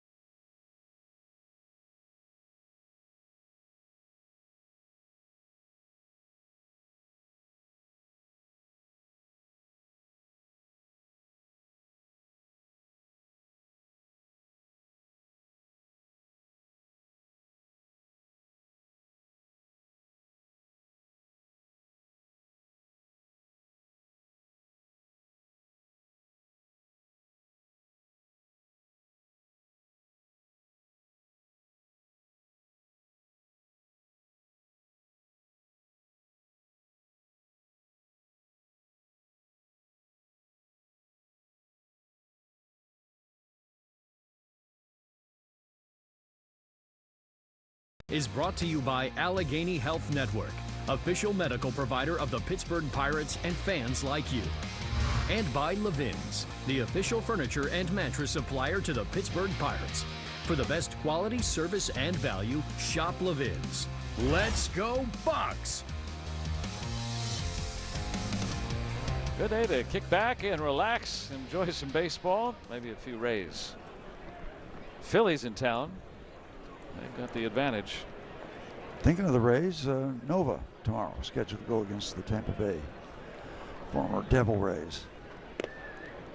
And he will get the opening day nod in Detroit, so that'll be Nova's final tune-up.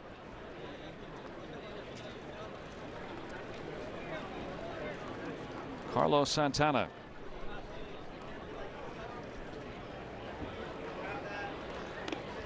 Came over from Cleveland as a free agent. Switch hitter. And he's going to play over at first base. That has moved Hoskins to the outfield. So getaway day is Tuesday after the game in Clearwater. Yeah, these two teams will meet up. That's a day game, I assume? Yes. Got a story about getaway day back in the day when I used to work with Jim Rooker. When that ball comes down, we'll hope to record the first out. We can continue. Okay. So now we're not doing any radio, so it's getaway day. And Rook and I are having a good old time out on the beach. We're figuring, okay, 1 o'clock game, we'll get over to the Sarasota airport around 3 o'clock. That's good. And we got over there a little after 3. Went up to the desk and said, we're with the Pirate Charter. And she says, they're gone. And I said, they're gone? She says, let me check. She says, no, they're out. They're on the runway and the engines are on. And so, long story short, they shut down the engines, and we had to. It was one of those planes that had the stairs in the back. We had to. They shut it down, and we had to walk up through the stairs, through the gauntlet, to sit up toward the front of the airplane. And did we catch it? Kurt Gibson was a member of the Pirates team. He gave it to us. Bill Verdon came over and just looked at us. It was, I think he was coaching at the time or traveling with us. It was tough. We walked out onto the tarmac, and they had shut the engines down, and we saw the ladder coming out of the back end of the plane. We said, this is not going to be a good entrance. Not going to be a good entrance at all. I'll never forget that. Getaway day. Yeah, Rook said, we got plenty of time. We got plenty of time. Must have played an hour-and-a-half game. Well, it was brisk. Getaway day, as some games can be. I might have exaggerated the time a little bit because we were having a good old time out on the beach. So we thought we had plenty of time. Walked up all full of ourselves. Hey, we're with the Pittsburgh Pirates Charter. We're leaving town. She says, they're gone. And she looked out. They're not gone, but I can hear the engines. I said, not good. Not good. Well, at least you made it. We survived it, yeah. There was one out in San Diego we didn't make. that didn't work out too well. At least you didn't have to walk. No, from San Diego, yeah. He'd have done that again by himself. Whenever we play the Phillies, you think about that. Oh, yeah. Jim Rooker. Yeah. And he made good on his promise that he walked home with a group of friends, and they raised a lot of money for Children's Hospital. But he asked me if I wanted to go with him. I said, yeah, I'll meet you on the Fort Duquesne Bridge. I'll finish it up with you. But he did. He followed up his word. What was it, a 10-0 lead? In First inning, crazy. Here come the Phillies. I think Mike Lieberthal had something to do with that late in that game. Bob Walk had something to do with that game, too. Little flare into right center. And Herrera got to put on the brakes. One out single. And Jim Rooker walking all the way from Philadelphia to Pittsburgh after that remarkable comeback. Something like 360, 380 miles, something like that. Some crazy number. I said, you have blisters? He said, he looked at me like I had 3 heads. Blisters. I had blisters on blisters. One of the more memorable baseball times, and like you said, A happy ending. Raised a lot of money and awareness too. So Brooks making his home in Jacksonville these days, so very much a member of the Pirate alumni. Jim Rooker loved his time with the Pittsburgh Pirates, both as a player and a broadcaster. And he was a very, very good broadcaster.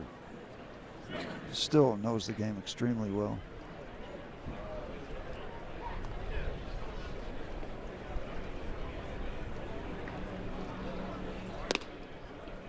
Jones got to be careful here to Rhys Hoskins. Ton of power.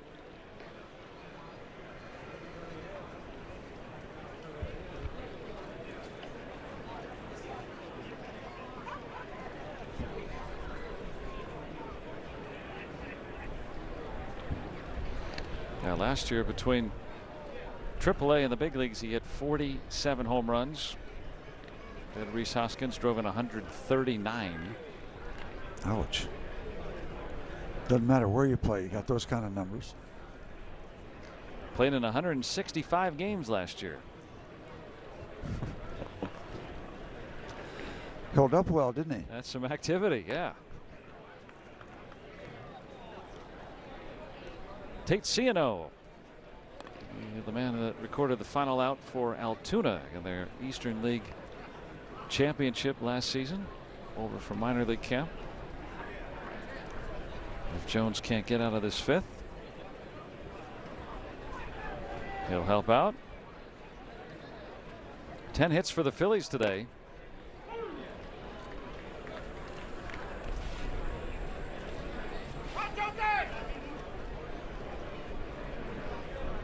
Every Philly has reached base. The only one without a hit is Yasmil Valentin, who walked.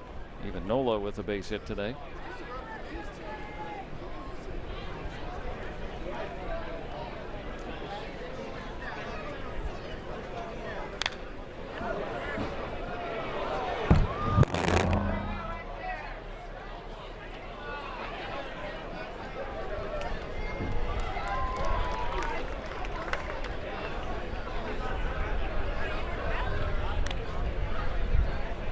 Balls with 2 strikes.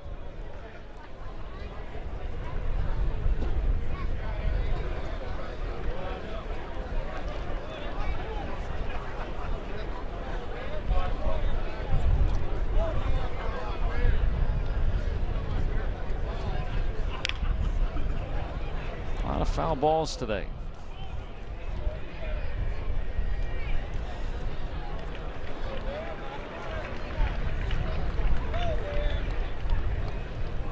Hey, there's our fan with the camera earlier, huh? Yeah. Big long. Right next to him. Yeah. We got. Is that the blue glove there? Yeah. He's trying to take pictures today with that long lens, and now he got himself a souvenir. That's special. You can bring your kid to the ballpark and bring your glove, bring a camera. If you're into collecting autographs or something, maybe a player will sign a ball for you or something. Sign your glove. Good breaking ball, good take. 3-2. Got to place that on the list of one of our highlights so far this afternoon. Getting that foul ball. No better place than spring training. If you've never been, try to make it if you have the means. Pack up the kids in the car. Come on down.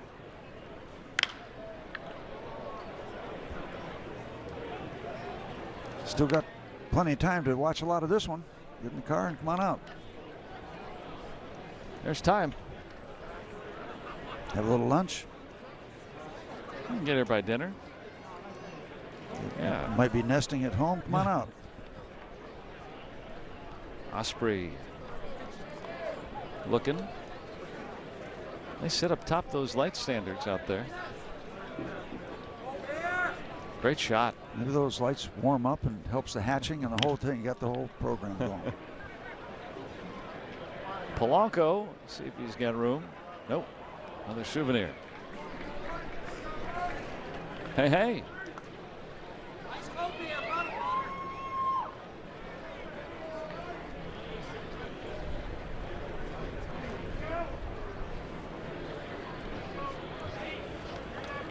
When we talk about pace of play, I think that's such a in vogue thing to be talking about. We just see a lot more foul balls. That's a number that's gone up. We see more pitches per plate appearance. Whether you think that's good or bad, I think that's your own opinion, but that happens sometimes where pitcher might be working quickly, but a lot of foul balls, extends at bats. That's going to be a base hit, maybe more for Hoskins. Dickerson gets to it quickly, and everyone is safe. That will be a double. Good hustle by Herrera. I thought initially they might have a shot.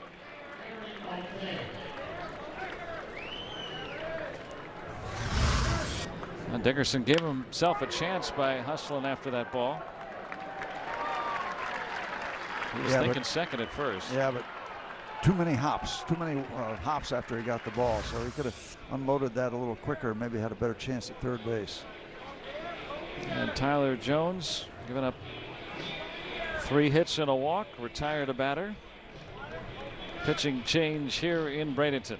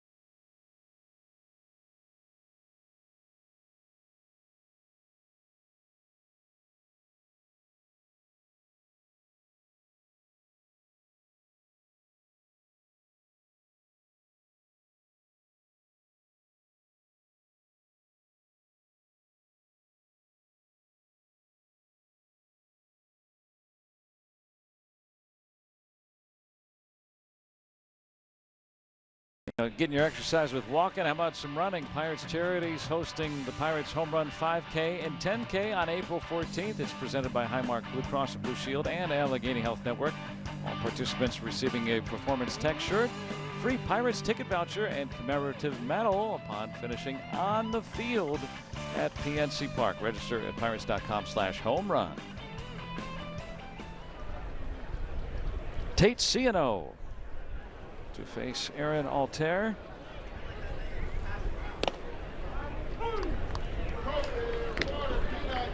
Good year at Altoona last year. See the spelling for Tate? There, the last name. 6-5, good ERA, under 2.5. 14 saves. Speaking of save, there's one. Diaz, a nice day behind the plate. Picked off a guy, caught a man stealing.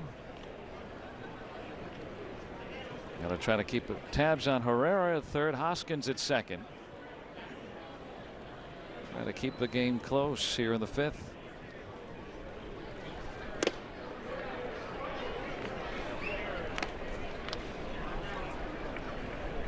And he mentioned the spelling on Ciano. Right, where else would he be from than just outside New Orleans? Reserve, Louisiana, just west down I-10. Reserve Parish. Sometimes you hear the word parish involved in some of those. Yeah, that's the counties. We don't call them counties there in Louisiana. They're called parishes. So I believe that is outside of Orleans Parish. Speaking of fun.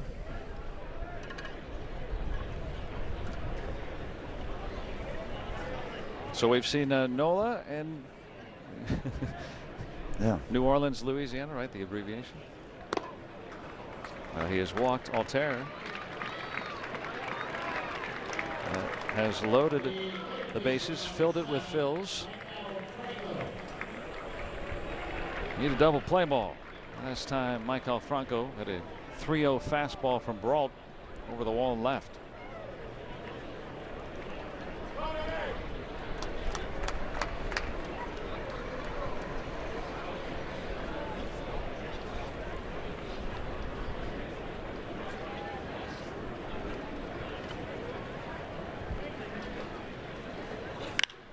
And Franco has done it again.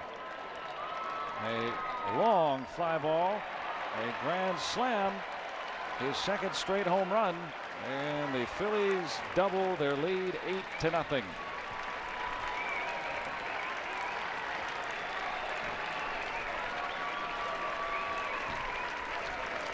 Back-to-back home runs in back-to-back innings. 6 runs batted in for Franco. So instead of getting a double play, they get a quadruple play. Ciano gets it upstairs, and Franco buries it. Not just getting it over the fence, but he stayed at a Holiday Inn Express last night. So it caused that. Went over that sign. He's been having a poor spring, but he got well. Yeah, today. Home runs 4 and 5, and nearly doubling his RBI total in the exhibition season. All fills so far today. Jorge Alfaro got the scoring started with a 2-run double back of the second. So Brault went 3 2/3, 4 runs on 8 hits. Tyler Jones responsible for 2 of those runs in his 2/3. The last 2 runs on Ciano's ledger.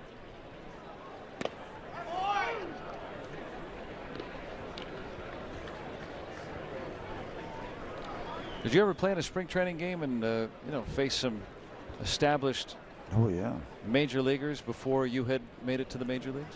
I faced Mickey Mantle when I was 18 years old. That's an established major leaguer. I will never forget that. We ran out of pitchers over in Fort Lauderdale. All the young guys have to make the trip in case you run out of pitchers, and he hadn't played, and fans are going crazy wanting to see Mickey Mantle, so they put him up to pinch hit in the 8th inning. His tag, you're it. So I threw 4 wide ones. You didn't want to see what he could do? No, I didn't want to see. I knew what I was feeling like. I was going to do something exciting. Well, speaking of pinch hitting, maybe not Mantle yet, but a good-looking prospect in Scott Kingery. About for Nola. Now, I couldn't imagine that. I mean, you talk about not even just an established major leaguer, but probably the most iconic player of the era. Yeah, and you get to face him. I just came in. I was so excited. I just graduated high school the previous summer. I mean, I was 18, my first major league camp. I got invited. It was spectacular. I was just hanging around, looking around the door to see the world champions, because we're in the back room of a clubhouse, and then go on that trip. And you're going to come in to pitch the bottom of the 8th, finish up. We're out of pitchers. And I got so excited. And then I saw Mickey Mantle walking up, and I said, I'm from this little town in Connecticut. I don't know if I'm ready for this. I still had his bubblegum card in my back pocket.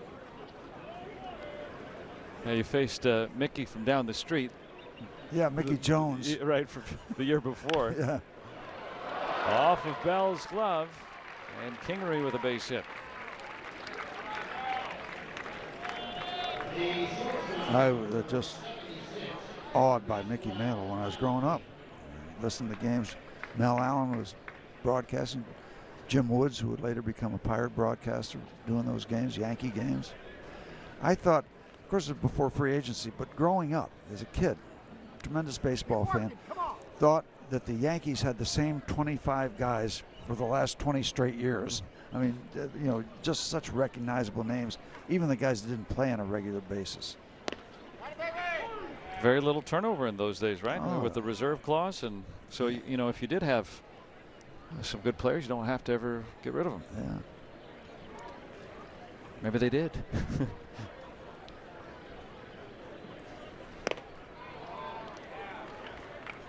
Yep, the Yankees were something else in those days. It was magic. That's what made 1960 so enjoyable. Beating them. Yep. I mean, anytime you win a World Series, it's great, but to Talk about underdogs. yeah. To beat the vaunted Yankees. CNO fans volunteering. Phils get 4 more on the grand slam by Michael Franco. 8-0 Philadelphia.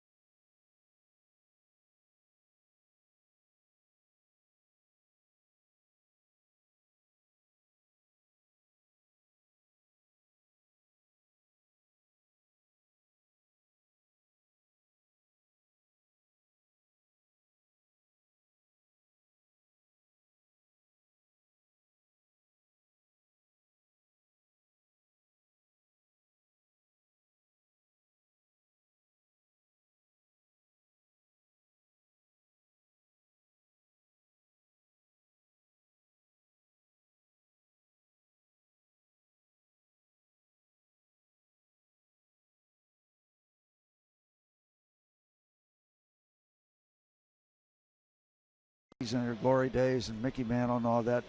And the Yankees at that time, they had 3 catchers. They had Yogi Berra was a primary one. And then they had Elston. They had Johnny Blanchard was the 3rd string catcher, and he hardly ever played, but he got those World Series checks every single year. As you take a look at the new Philly pitcher, sidearm and lefty. So anyway, Mickey Mantle and Blanchard were great friends. They lockered together next to each other at Yankee Stadium. And Mickey comes into the ballpark one day, and Johnny Blanchard's there, and he's in tears. And Mickey said, "Johnny, what's wrong?" He said, "Mick, I just got traded to the Kansas City A's." And Mickey said, "That's great. You're going to get a chance to play." And Johnny said, "That's why I'm crying, Mickey. You know I can't play." He'd never been exposed very much. And he was out of baseball later that year. Yeah. It was wild. So he was right. That's why I'm crying, Mick. Played with the Yankees for 10 seasons. And that was at a time where 3 catchers were standard. Yeah, you didn't need as many pitchers. He hit 21 home runs one year and hit 305 in 61. Wow. Yeah. He played a little bit. Played against the Pirates in the World Series. Kramer down on strikes. But you think of those guys, Yogi Berra and Moose Skowron, Bobby Richardson, and all those years, Gil McDougall, the guys you never, Irv Nor, the guys you didn't think so much about. But Mantle, Whitey Ford, Don Larson, Bob Turley, all those guys. I mean, just household names around our part of the world in New England, Connecticut. Now, in that time, and there was a backlash. That's why I started rooting for the Cleveland Indians, because everybody's rooting for the Yankees. Forget that. Now, at that time, when you're not watching games, obviously on the internet, you're not having television games of the week very often. How did you follow all the teams around baseball at that time? Well, the newspaper and listening to the pregame show with Les Kiter before the Yankees games. But yeah, we'd get the daily news every day from New York. And following my Indians, I'd have to wait 2 days. Oh, 2 days ago, here's the Cleveland Indian box score. What do they do on Tuesday? Yeah, I rooted for the Indians because in the back, well. Hello, Newman. We've got something going on off the wall. Nice pickup, or it's going to be 3 bases, but he'll settle for a long 2. Kevin Newman with a ripping double here. The Pirates' first extra base hit today. Yes. Here's the swing. I thought he got enough of it when he left the bat. Not quite. Off the Pepsi sign. What, it looked good coming off the bat. And a good-looking player. Made his way to AAA last year. Was in camp as a non-roster man. Back over from minor league camp today to get a start. A couple extra pancakes this morning at breakfast that he got out of here. Yeah, he hit only 4 home runs last year, and none at AAA in about half a season. So the reason I got started on the Indians really was that in the backyard, inventing games all by myself, I was rooting for the Indians against the Cowboys, and it got out of hand because I started rooting for the Cleveland Indians. It got to the point where my first car was a Pontiac. It was a Chief Pontiac. I mean, it goes on and on in sports. So a boy growing up in New England, rooting for the Indians. A wild pitch will move Newman to third. But, you know, going down to Yankee Stadium, I couldn't get enough of the souvenir stands. I had those little pencils that were kind of wooden with I remember those. The logos and the hat with the Indians. I mean, I couldn't get enough Cleveland Indians stuff. And my first autograph was Early Wynn, big time pitcher for the Indians. Yep. And I sent the card. I found out the address somehow. Sent the card to Nokomis, Florida, right down the road here, and I got it back. And that was one of my great thrills. That is neat. Yep. 300 game winner, Hall of Famer, Early Wynn. You talk about working hard to get the 300th win. He was an old man. He was very heavy, but he grounded out, and then he got to the 300 win plateau. Think we'll ever see a 300 game winner again? I don't think so. No. Pitchers don't last long enough in the games to get as many decisions. And you know, you don't have to hang around as much. If you're heading in that direction, you can shut it down wherever you want to after winning 200 games. You're set for your life and most of the lives of a major city. I think maybe the best candidate would be Clayton Kershaw, who just turned 30, and he's almost halfway there. But I mean, still, you got to pitch another 150 wins. Yeah, 10 seasons at 15 wins a pop. That'll get you close. That's going to be tough. I don't know if we'll ever see it again. Well, I spent a lot of time with Big Daddy Rick Russell. He had over 200, and that's heady stuff. That's big time stuff. Marte due to follow. Pirates trying to get on the board here in the 5th. Dickerson a pair of singles today. Strikes out against the lefty.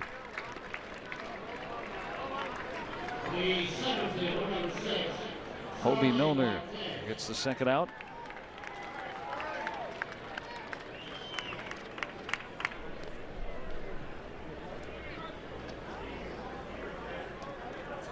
Now you think about even guys just playing 20 years now, right? I mean, you average 15 wins a year for 20 years. That's what you need for 300. How about Nolan Ryan pitching for what, 24, 25 years without a trick pitch? No trick pitches. Guys like Tony Perez, 24 years without ever going on the DL. That might be a record. Don't know if we'll ever see that again. Carrying a little bit. Well, that's the final out. So the double by Newman, he's left on. Still 8-0 Phillies.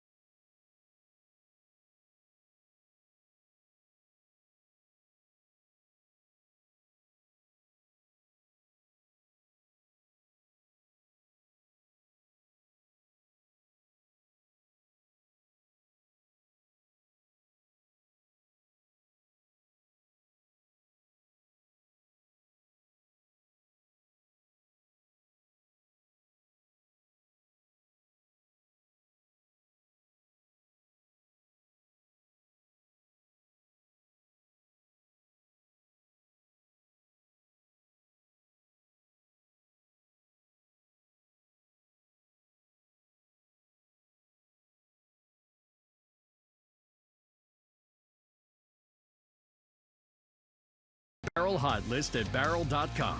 Now the only way to buy a car. And by UPMC, making life-changing medicine happen. Let's go Bucks! And Marty the Marauder here. Bradenton Marauders, the Florida State League entry of the Pirates. This is their home ballpark for the rest of the year. Pirates get to hang out here in the late February and March. Up on the boardwalk. George Contos coming on to work this year. He's going to be pitching the 8th inning for the Pirates this year, setting up Felipe Rivero. 66 innings, 70 strikeouts. Good ratio. He looked good when the Pirates got him literally for nothing. The Giants allowed the Pirates to claim him on waivers.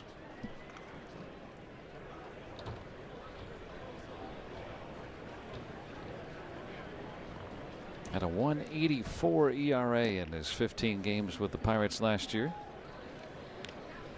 They'll face the top of the Phillies order. Cesar Hernandez with a pair of singles today. George has given up just 1 earned run this spring.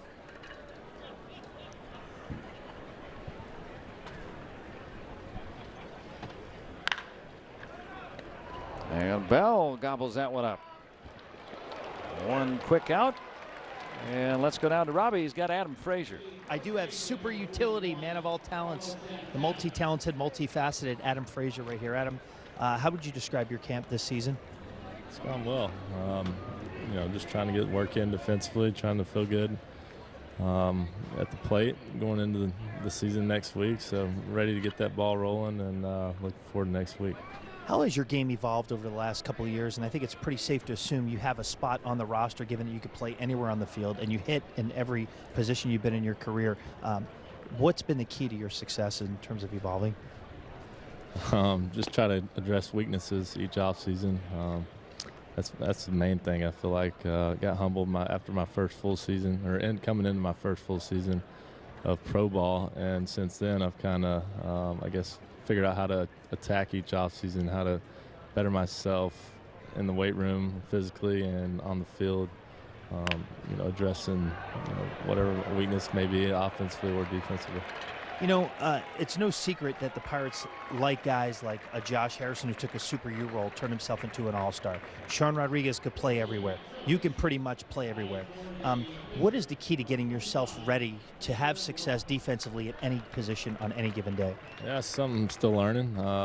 You know, watching those guys, a couple guys that are pretty good to look up to for those purposes, but you know, just trying to stay ready at each spot is the biggest thing. Getting those reps, even though you may not be there for a few weeks. You know, just trying to treat BP like it's a game, and before BP as well, getting the extra reps in the infield and stuff like that. And you know, just still learning though, and trying to stay ready as best I can. You know, Clint hasn't given us too much of a clue as to where guys may hit in the lineup. What can you tell us about offensively what your role might be on the team? I'm guessing more the same, leadoff spot for the most part. But, you know, it goes down to knowing your identity, and for anybody in the lineup, because 1 through 9, you know, each guy's identity is the same, or different, I should say. But, you know, when you take that into, you know, account, whether you're hitting leadoff, cleanup, wherever it may be, if you try to do something different, then that's not good for you or the team, because, you know, success comes when you're doing what you're used to or doing what you're capable of. But you know, you try to do more, anything different, then you know, it usually leads to failure. So, and you mentioned, you know, your approach and all that type of stuff, but everywhere you've hit in the minor leagues, you have hit generally 300 average at almost every stop of your career. You translated that to the big leagues. How have you been able to take each challenge at each level in the minor leagues and continue to build off that offensively and have that kind of success and those kind of numbers? Well, that's something to learn from, you know, the failures, like I said, just going in the off season, addressing the issues, the weaknesses, and trying to build on those, make those strengths, and you know, just you know, I guess trial and error is basically what it is. But not trying to do too much. And that's it's like it goes back to what I was just talking about when I try to get outside my identity and led to failure. So just stay within myself, keep it simple, and let the game dictate what I do. How much you learn about yourself, having spent now a full year in the big leagues? A lot. Last year was a huge learning season, I guess, on and off the field. Being around a bunch of older guys with families, that kind of deal, helped me see life, I guess, in general, the next step of life. And, you see how they interact with their kids, their family, that kind of deal. It's something was pretty cool for me. And then on the field, it's pretty much, I try to stay the same every day, but, not letting anything from the field or off the field carry onto the field and vice versa. This is a sight we don't see much. Adam Frazier, Joe and Steve, with a clean uniform, and the only reason it's clean is because he didn't play. So, we'll never see this again, okay? One of those, dirt balls that they Gamers, talk about. Yeah. Gamer, yeah. That's the phrase that they use, the guys that try to take that extra base and move forward. Let me break down that pitch that got away from George a little bit, because I'm familiar with that particular delivery. I don't know if we have a replay or not. It was a little off the plate. Yeah, up and away. He's trying to work him up and away, and let's take a look. Took a little bit off. I like the idea. He was trying to take some speed off, and just missed. He could have got a call. If they asked the umpire to check with one of his fellow umpires, but that lit everybody up in this crowd. Missed by about 30 feet. Just was setting up the next pitch, right? Yeah. A lot of English. That's embarrassing, but every pitcher's had that happen to him. With a trip with a foot or something, or it just gets out of your hand in a funny way. He came right back nicely. I made it a lifestyle. So you approach it different ways. Thanks to Adam Frazier, too, for joining us as well. As Contos trying to work a scoreless sixth inning. Now that was a lot of times you're trying to fool the hitter with that, and you really do wind up fooling the hitter with that kind of delivery up on the screen.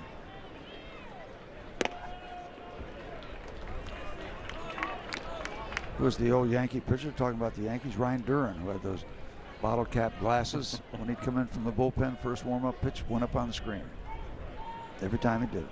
Didn't want to really dig your heels in against him, huh? No, I just wanted to get your attention. Coming up there. Had a decent career with the Yankees. I was thinking of the movie Major League, the fictional character Ricky Vaughn. Wild Thing. Did they play the song Wild Thing for him by the Trogs every time he came out? Yeah, that was, got Cleveland a buzz in that movie. He eventually found the strike zone. Good for him.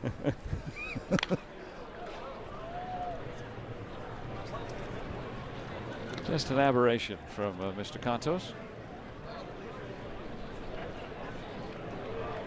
Remember, not everybody masters that delivery. Yeah. Remember, Bill Murray was throwing out a first pitch for the Cubs one day, and he threw it over the screen. Well, I'm sure intentionally. Just as a joke. Yeah.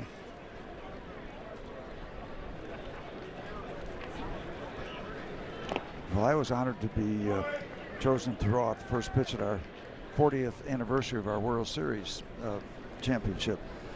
And I got a ball, they give you a ball, but I took the whole ball bag from the dugout out with me in case I needed backup. And that's a picture on the book I wrote. You can see the ball bag on my other hand. I set it right back in the mound, in case I missed with that first one. But you only needed the one. Yeah, that one went well. Yeah. Well, after 30, 40 years of rest, you should have it pretty well dialed in.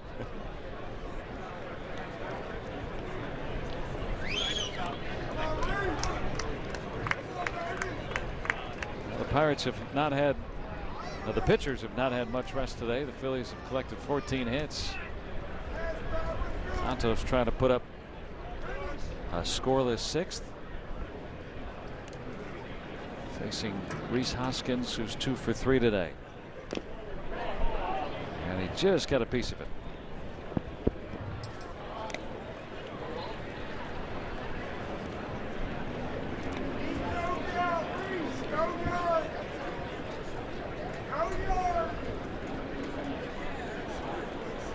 Cantos coming over from the Giants. It's going to be interesting to see what happens with the San Francisco Giants this year. What did you say? They lost 98 last year? Something like that.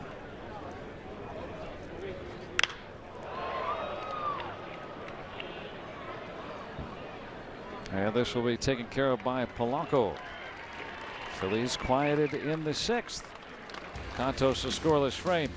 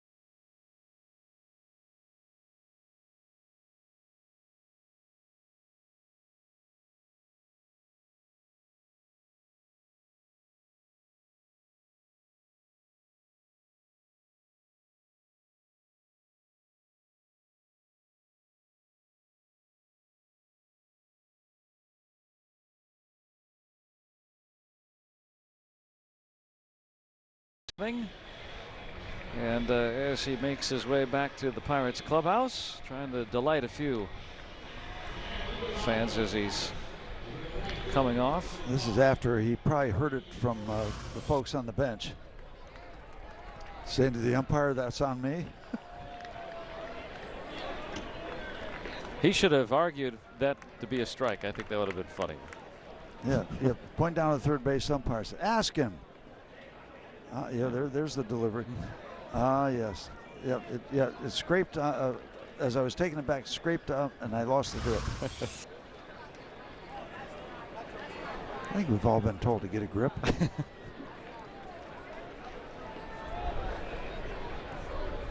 Light moment today.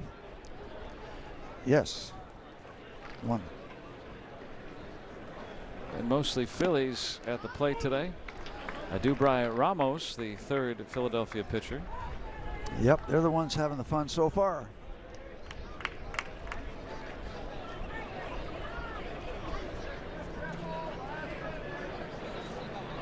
With the Phillies all last season. Michael Franco of the Phillies, 6 RBIs today, homered in back-to-back innings. 2-run homer and a grand slam.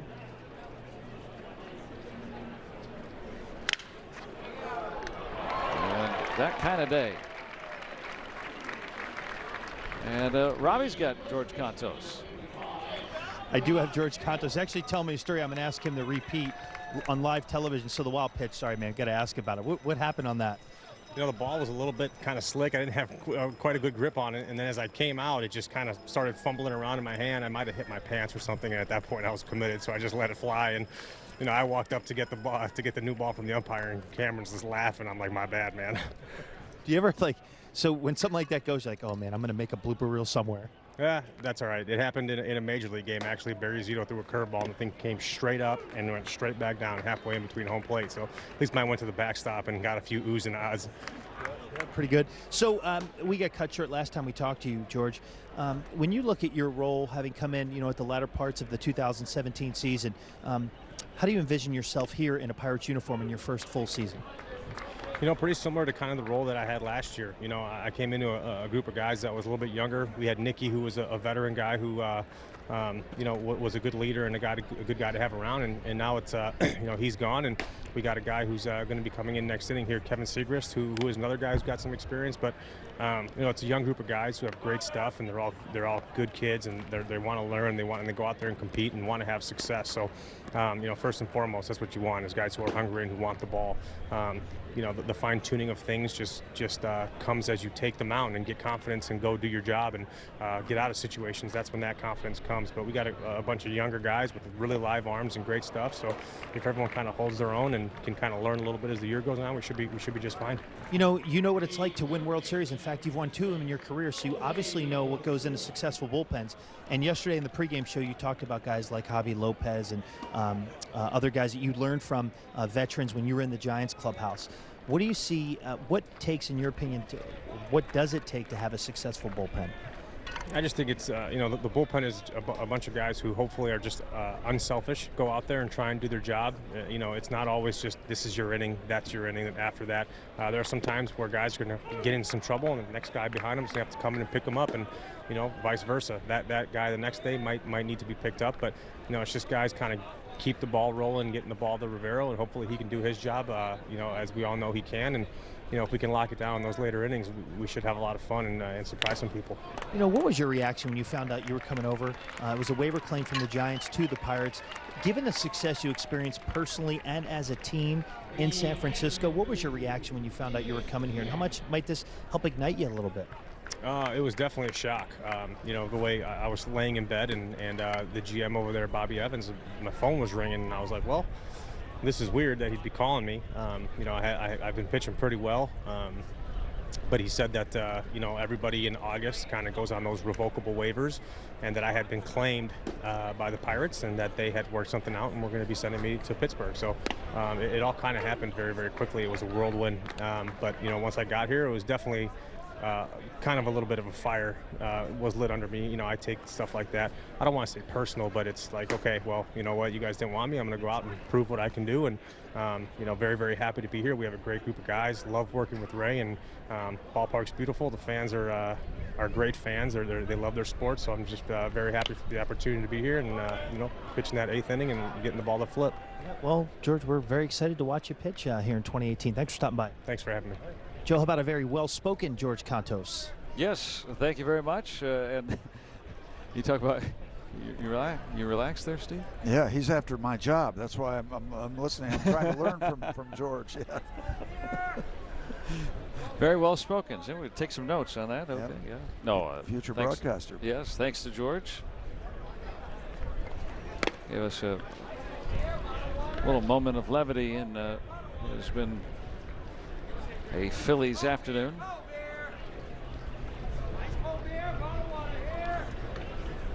Diaz 0 for 2 today, facing Dubry Ramos. Yeah, Cantos, Michael Feliz, going to pitch a lot in the 7th inning, Glenn Hurdle has said, as the Pirates bullpen shapes up for 2018. 7th coming up, 8-0 Philadelphia.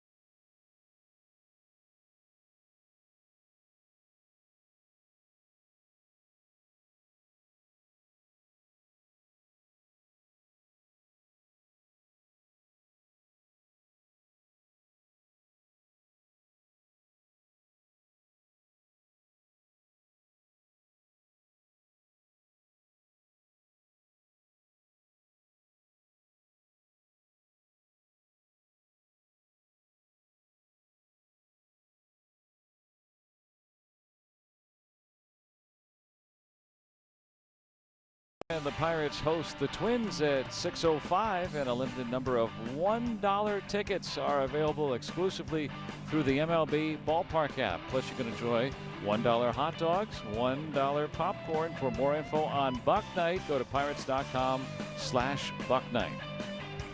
That'll be the second game of the season. Pirates will, home season, Pirates will host the Twins for 2, and then Cincinnati comes to town on that first homestand. As promised by George Contos, here's Kevin Segrist coming on his work last year. With these Phillies to end the year. 39 innings, 43 strikeouts. Started with the Cardinals, where he had spent his entire career prior. No stranger. The Bucks, seen a lot of him. And he wants now the we'll Pirates see more. to see a lot more, right? Non-roster invitee, trying to make the ball club.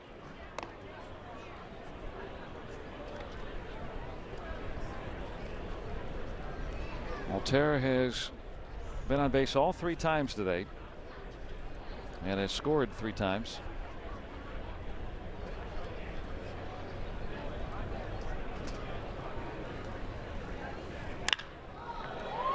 Curling is a sport in the Olympics. No, that's foul ball. Did you watch any of the Olympics? I did watch the Olympics. I still don't have a handle on curling. I thought that would be your sport. I was thinking about that when I said that you would really enjoy curling, no? I don't understand it well enough to have an appreciation for it. I know how to handle brooms and stuff, and throwing like kettles, down a slippery area. I know they're very serious about it. Who ended up winning that?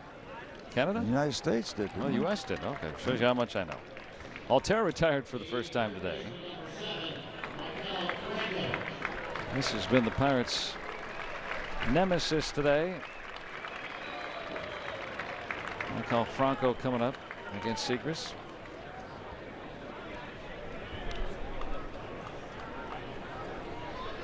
Home run in the 4th, home run in the 5th. His day. 6 RBIs.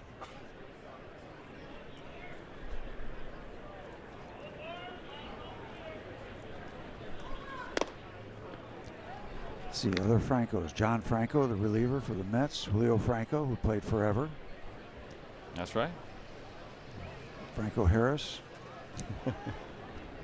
General Franco, Spain. And this is Michael Franco.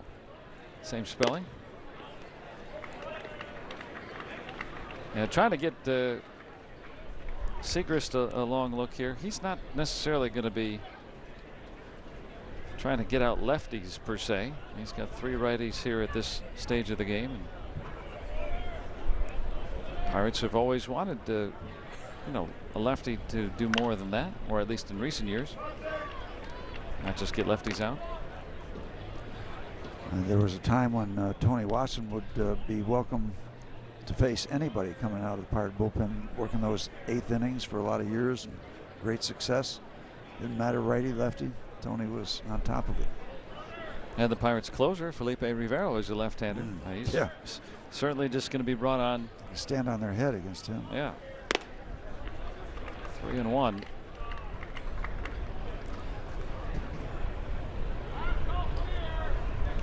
Not too many closers have a package of pitches. A lot of them are fireballers. Felipe Rivero can show you a lot of different things. 4-pitch mix, just like when he started coming up through the minor leagues. Segrist has 3 pitches that he likes to offer: the fastball, the change of pace, and then his breaking ball. Kind of a hybrid slider curve that he adds and subtracts from. Slurve, whatever you want to call it.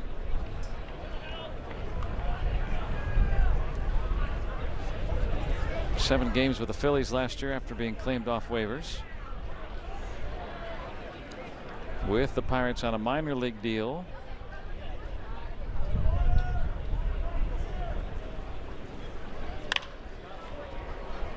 And Bell. Finally get Franco. 2 up and 2 down.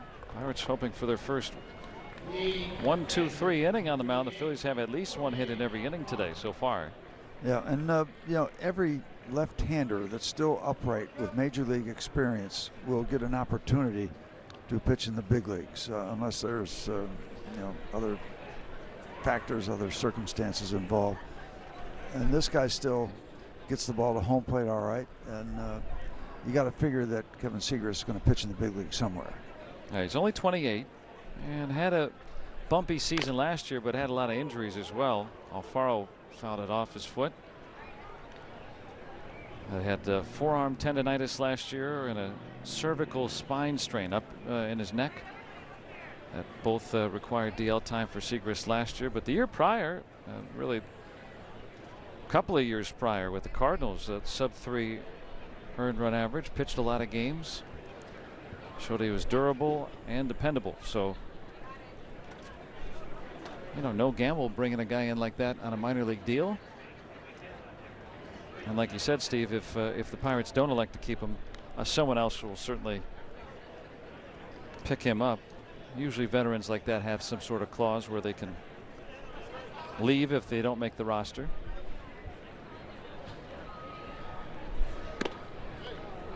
Not enough service time to mandate it, though. Well, he's done nothing to hurt his cause. He's not given up a run. His brief appearances, just a handful. This is appearance number, what, 4?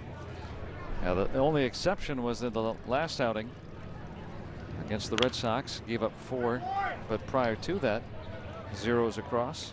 I see that listed then. That must be an old note. Should change the stat sheet on the wall. Okay, Kevin, get it together here. I was back on Tuesday. Okay. I've been using those numbers all day. Oh, it's the first time I noticed.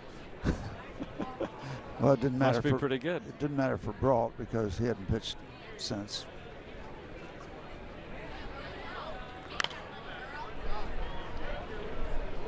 I was there. That's the only reason I picked up on that. We don't do every game in just spring think I was that close. If Greg was here,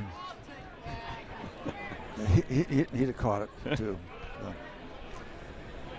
So. Get ready, George Condos. Is he coming in next? No, up here. Oh. We'll be able to get. He's got it for you. Yeah, here is one. Yeah, Seagrass strikes out Alfaro in a 1-2-3 inning. Another 0 for Seagrass.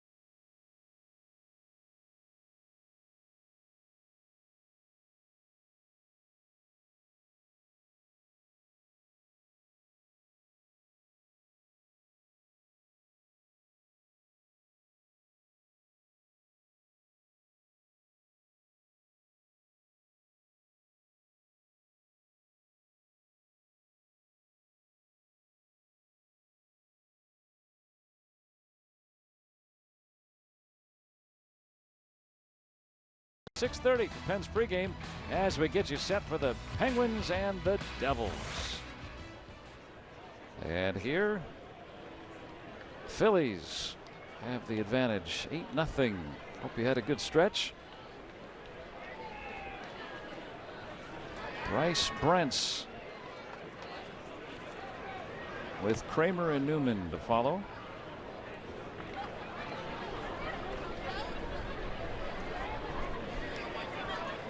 Brentz with a single earlier today.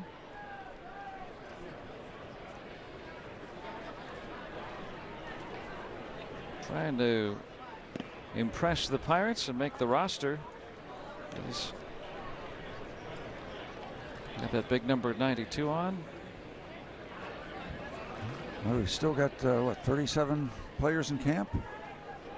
Got to get down to 25 for opening day. And find a lot of teams fooling around with the disabled list as we get closer. There'll be a lot of 11th hour situations that involve that factor. Well, the Pirates have had relatively good health this year, but still trying to figure out who they'll take to Detroit as Brentz draws a 4-pitch walk. And you know, that's what's interesting too, is with the Pirates opening the season in Detroit, an American League ballpark, you don't necessarily need a deeper bench, but these are the three guys battling for maybe that final bench spot.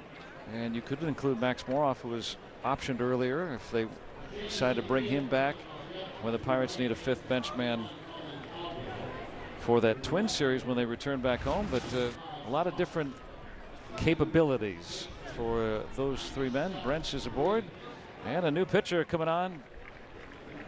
Tell you about Zach Curtis's hair.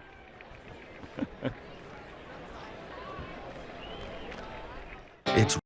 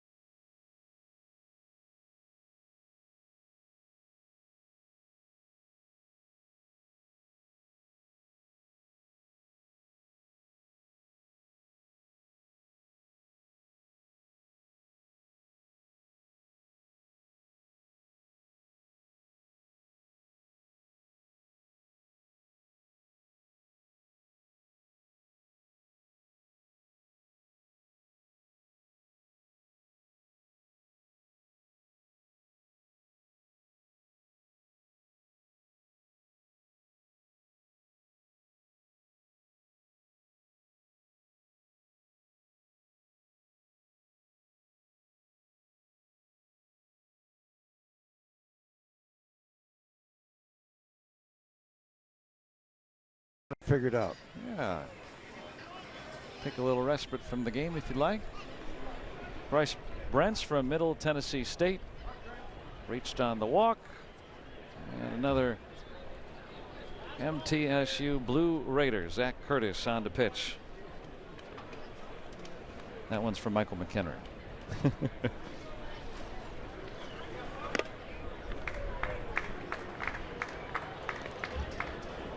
That is some flow he's got going on there. I refuse to comment. Okay.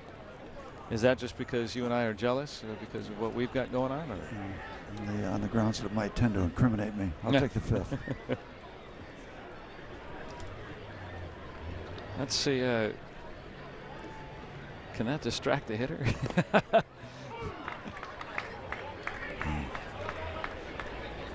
Can it distract the pitcher? I mean, that's not the longest hair you'll see.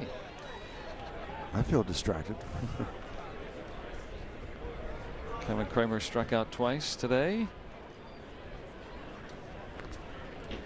Left matchup.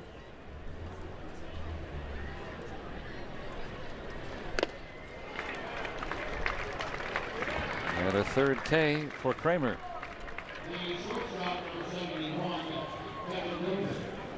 First out. Kevin Newman has the Pirates' extra base hit today. He doubled back in the 5th. Hit one off the wall.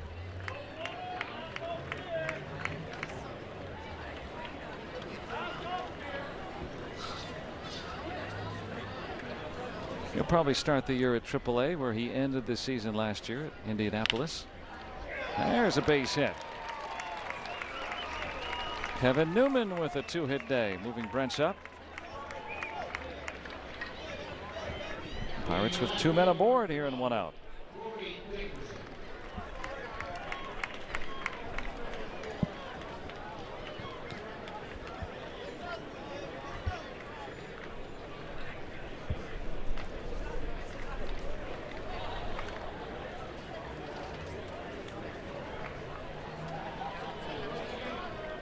Corey Dickerson with a pair of hits today as well. Singles in the 1st and 3rd innings against the starter Aaron Nola, who went 4. Colby Milner win an inning. Edubray Ramos an inning plus.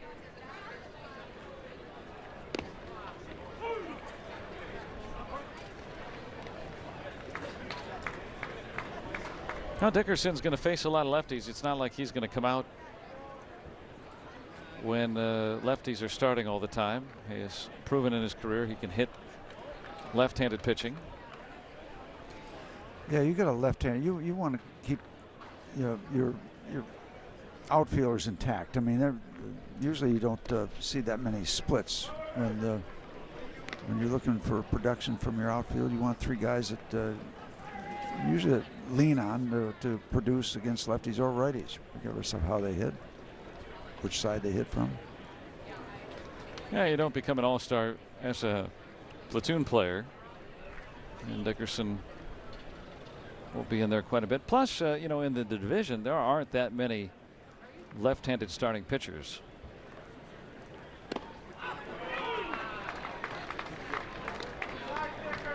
So I mean, if you know, the Pirates do have a number of they're left-handed bats that'll probably stay in the lineup. Yeah, and, well, they're going to face left-hand relievers too. So, in critical spots, you get that left-on-left matchup that might be critical in the ball game. Yep, got to hold his ground. Even platoon splits last year for Dickerson. But Curtis strikes him out with the breaking ball. And now it's up to Starling Marte to get something going. No. Too much freedom. Back on your back. No worries on a Friday afternoon for that youngster. Oh, it's nice. Yeah, you know what? If you got little ones too, you can come out. They need a little break. They need to run around. You can just go right back behind the seating area here, where we just showed you. Nice concession stand out there. Before the game, they play a little music. They have usually a band out there, a singer. A little party atmosphere. Yeah. Something for everybody here at Lecom.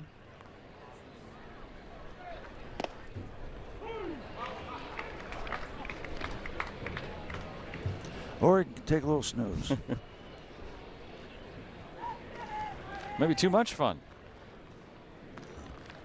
That's content right there. That's one of the great words in the English language, content. He's content.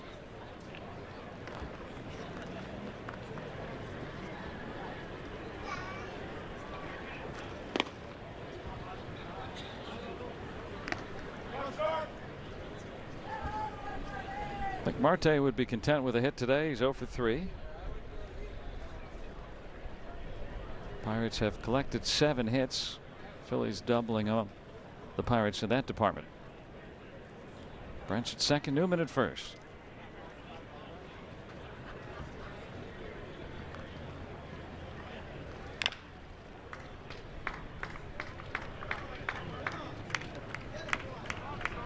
Well, Marte will be in center field this year as he began last season, but of course the suspension Afterward, he went back to left field. Wonder if he can be a Gold Glover in center. 1-2 as a left fielder. He is certainly capable. Certainly capable. Ender Inciarte, the reigning Gold Glover, the Braves center fielder. I agree with you. I think he definitely could contend for that if he has a consistent season.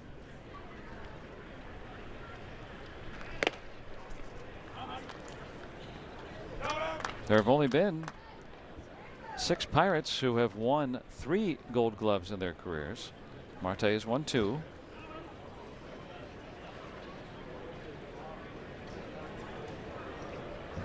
And in the outfield, Dave Parker won 3. Barry Bonds won 3. Andy Van Slyke won 5. And of course, Roberto Clemente, a dozen.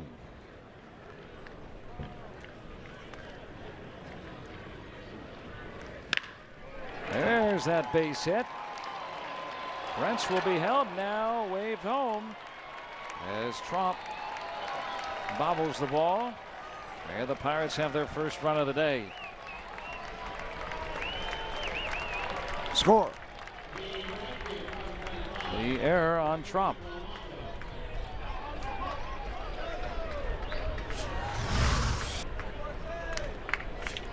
Solid through the hole between third and short.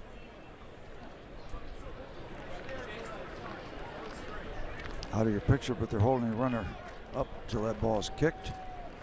Yep. Yeah, big stop sign. Yep. Nope, just kidding. Keep on going. Gianandito Trump is the left fielder. Came into the game. I bobble that ball. Now Polanco. Left fielder's going to have thick skin, isn't he, with that last name? T-R-O-M-P. Gianandito Trump. Oh, Trump. Okay. All right.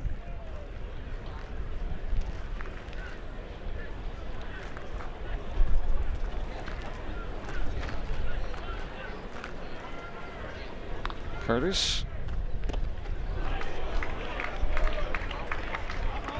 Right on the inner edge to Polanco.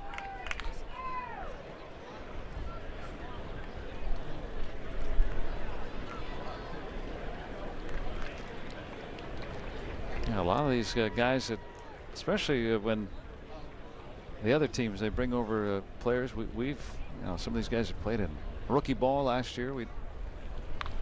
They're not on the rookie watch lists, prospect lists.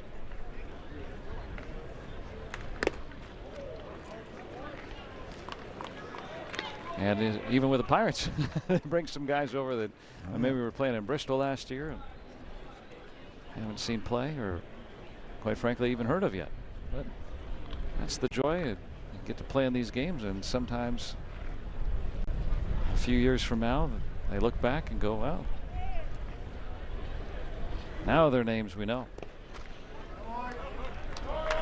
Hey, they want you over at Lecom Park. How do I get there from Pirate City? Yeah, the short ride, I bet you that's got to be very exciting for a lot of these guys who come in at the end of these games. Down to Mixon's, turn right on 26, go straight across over to 5th Street. Take a left on 17th Avenue.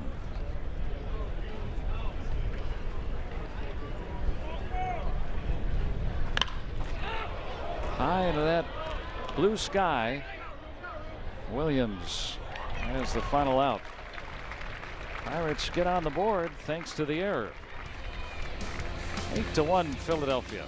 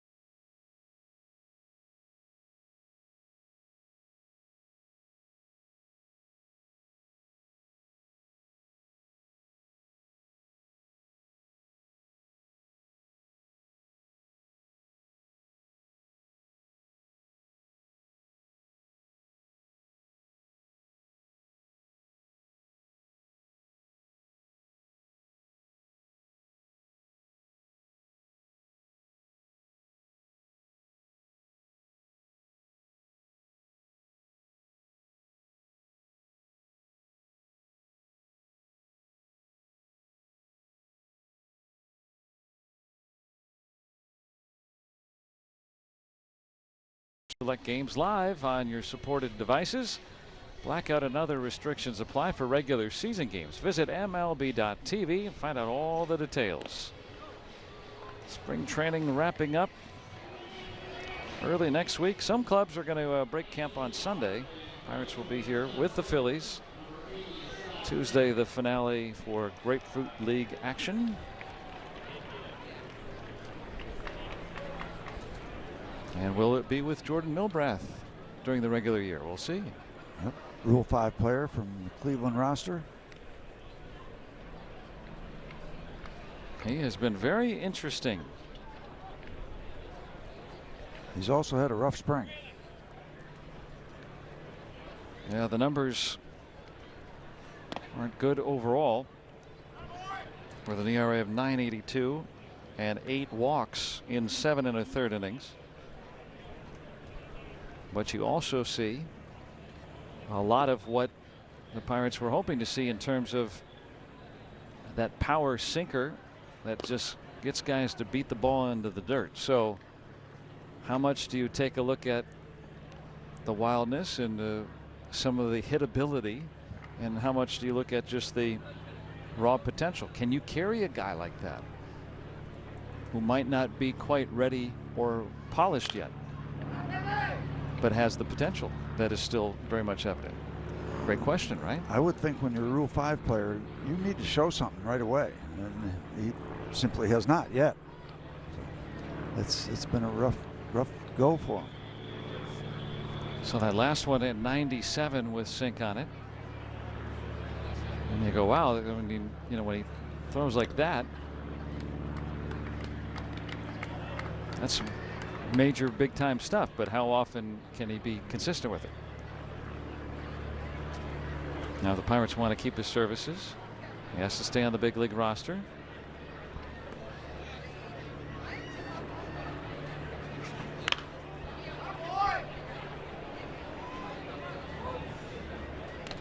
And if he does crack the big league roster, he'd be the first Augustana College Viking to the major leagues, a school out of Sioux Falls, South Dakota, where Milbrath now lives. We're up in Springfield, Minnesota.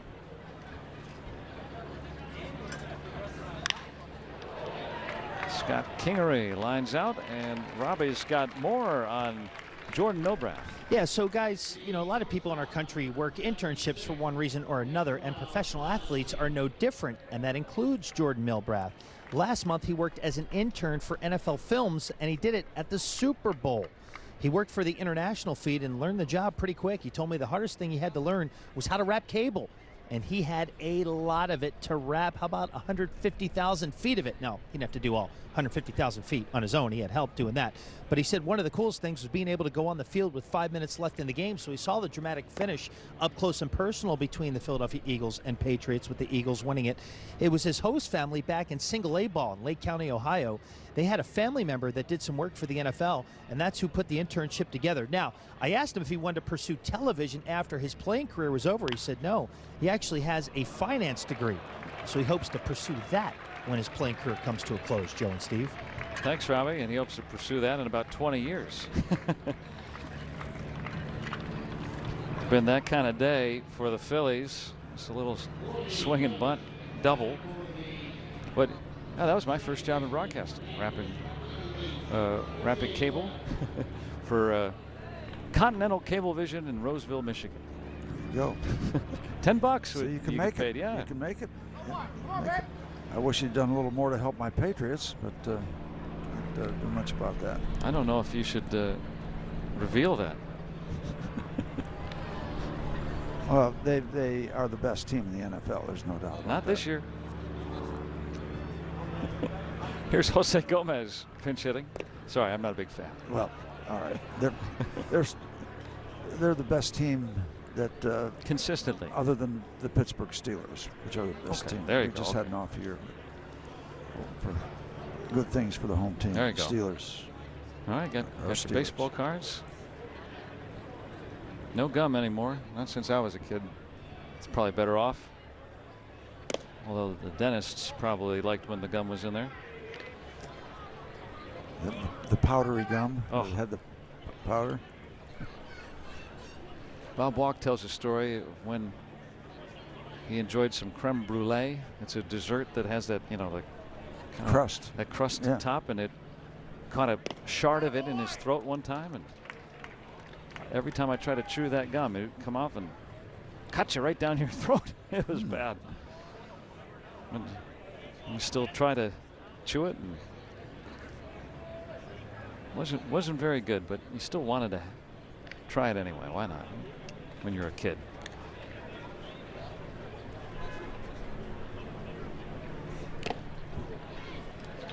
.94 for Milbrath.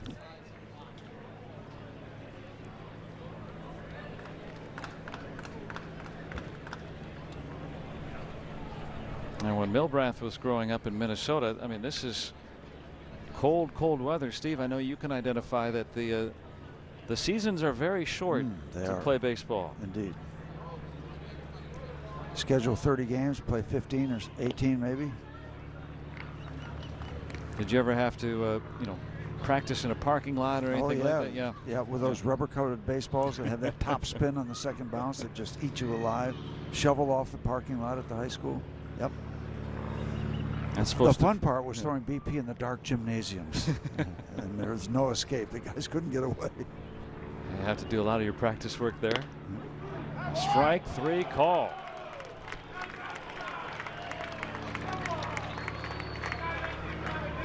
Good pitch there by Jordan Milbrath. Got some sink on it. Colin Cowgill coming up. Batting for the first time. Ray Sears has a lot of options to weigh as the Pirates bullpen will get sorted out. Ooh, tried the breaking ball.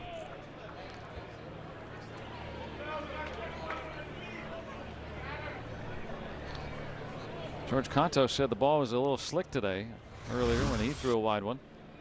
I guess Milbrath didn't like any of those Cowsill songs. Fill us in. I'm not familiar. Cowsills had a few hit records back, back in the day.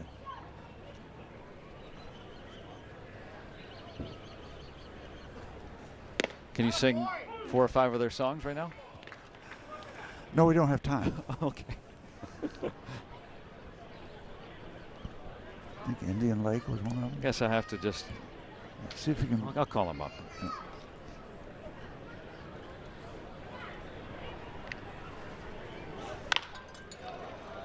A little slapper. Kramer has it, and Milbrath a scoreless 8th. 8-1 Phillies.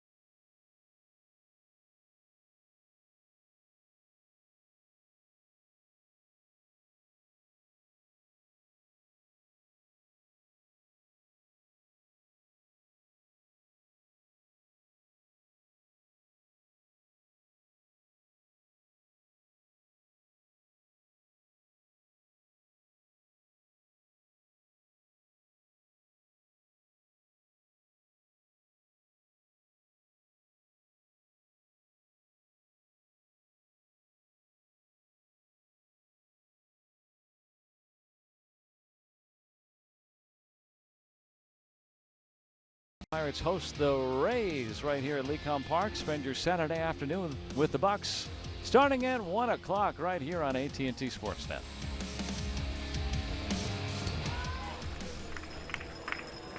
Eight to 1 Phillies here. He's happy. We're happy to bring you some baseball. And a familiar face, K-Rod, trying to make the Phillies. A little rough patch last year, 7.82 ERA. Ouch. I was out of baseball for a time. Trying to get back in. And still, you know, I don't know if last time I checked, he was on a pace in terms of his age to have more career saves than the all-time leader, Mariano Rivera. But the thing that Rivera, I should say, as Bell cracks this one down the line, but foul. Rivera had the longevity, being able to pitch well into his 40s. Rodriguez now turning 36 this year. And could not get outs anymore with Detroit last year.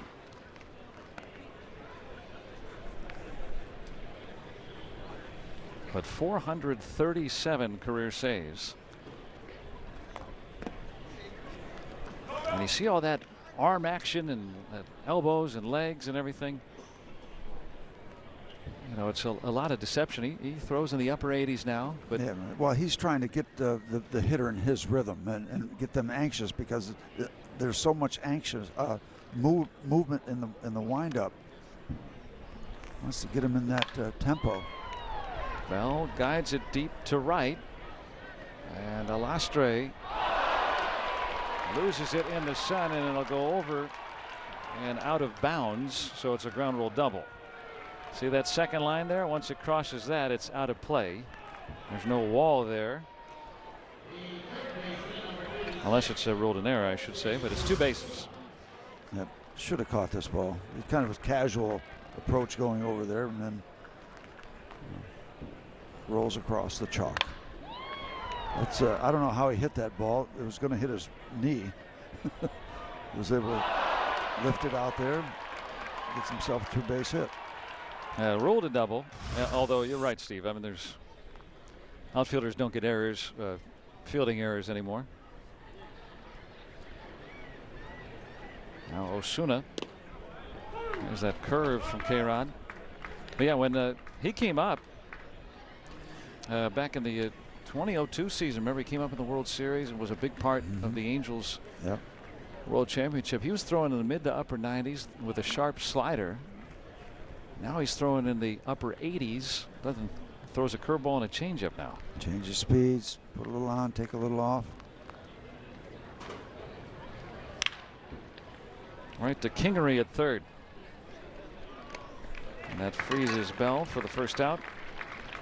Yeah, with that violent windup, you think you're going to get something fast. And it doesn't come out fast. So he's working on a little deception with that.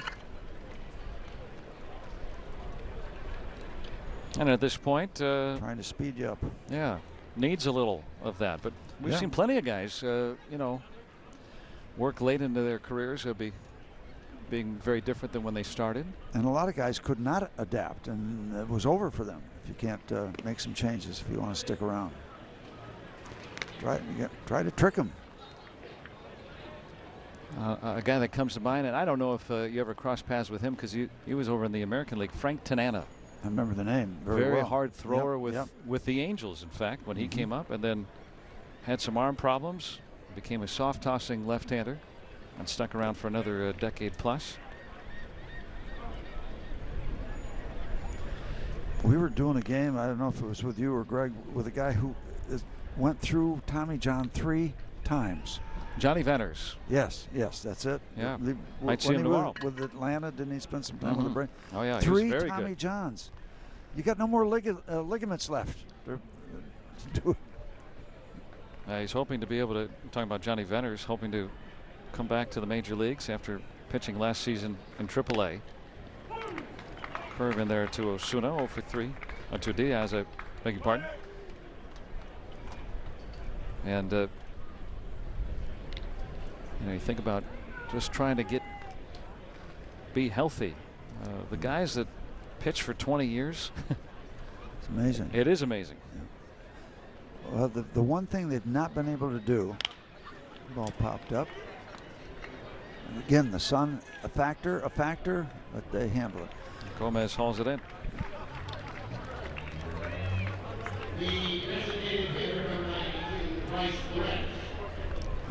For Rodriguez, 16 years already in the major leagues and just 36 when he came up with the Angels at age 20, the youngest to win a World Series game at that time. Held the lead in the 8th inning, Game 7.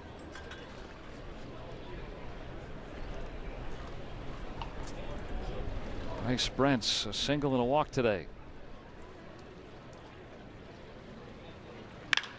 He slams that one out to center.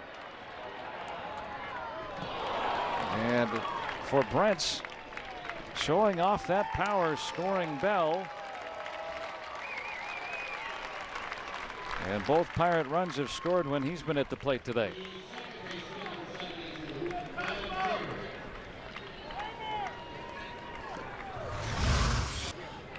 Here's another ball I thought that he had enough of. Straightaway center field. I thought we were going to see that off the batter's eye. He got a lot of it. Lost a little steam right at the end. Didn't miss by much. Yeah, as soon as it's over that yellow line, it's a home run. And Kingery can't get it. Kramer is aboard. And with the third baseman fielding the ball, Brent sneaks into third.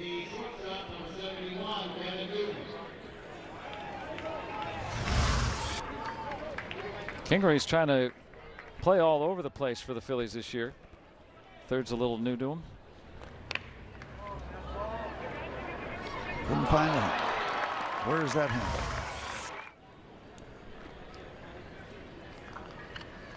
Now that is not easy to do. You know who I thought was really, really good at that was Aramis Ramirez. Always could. You very rarely see him not pick up that ball, and that's something to take for granted when you have somebody real steady over there that can do that. Yeah, we get spoiled by some of those things, and you forget how tough it is to do it, and they do it consistently. Some people feel that you never should go barehanded. You should use the glove no matter what. Some people feel the bare hand approach is best. Kramer takes second. Kingery over there at third base. 4 games last year. That's the only experience he's had there. But they like his bat a lot, so the Phillies trying to move him around. He's already played in center field today as well. Second baseman by trade. Kramer awarded a stolen base.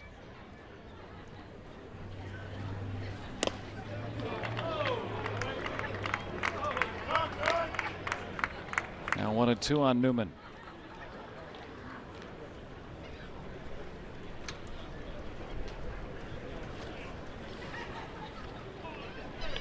Pirates with a run across. One swing of the bat could make it real interesting. Newman, 2 hits today, a double and a single.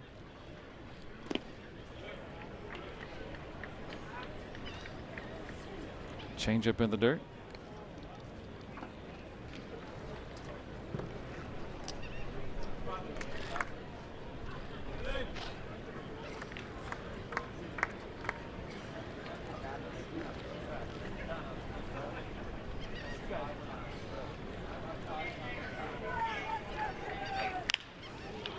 To Kingery.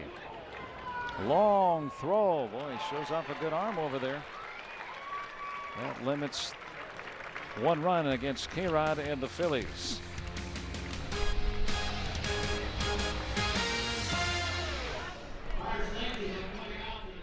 How do you gauge the greatness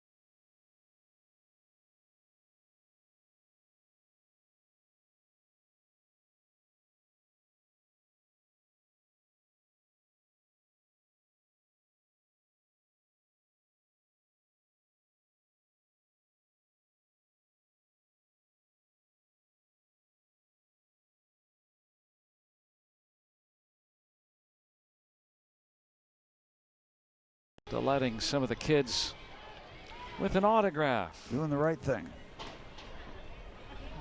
Yeah, only takes a minute. Only takes a minute to make some kids happy. That's what's so nice about spring training. You can get up close and personal with the guys.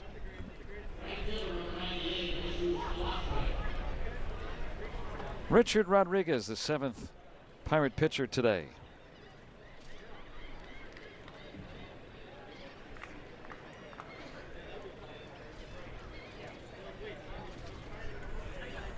Came over from the Orioles, briefly appeared 5 games last year.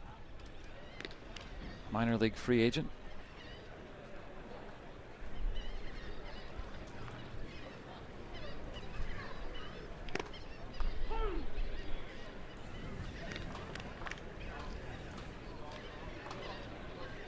Jesus Alastre, 301 hitter last year.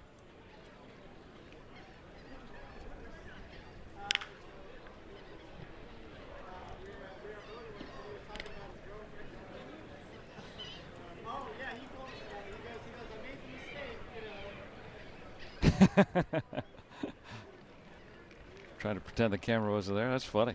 FaceTime. Yeah.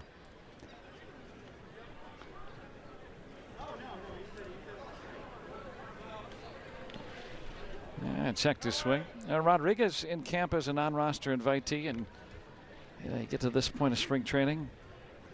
Just a few days left down here. And you're still there.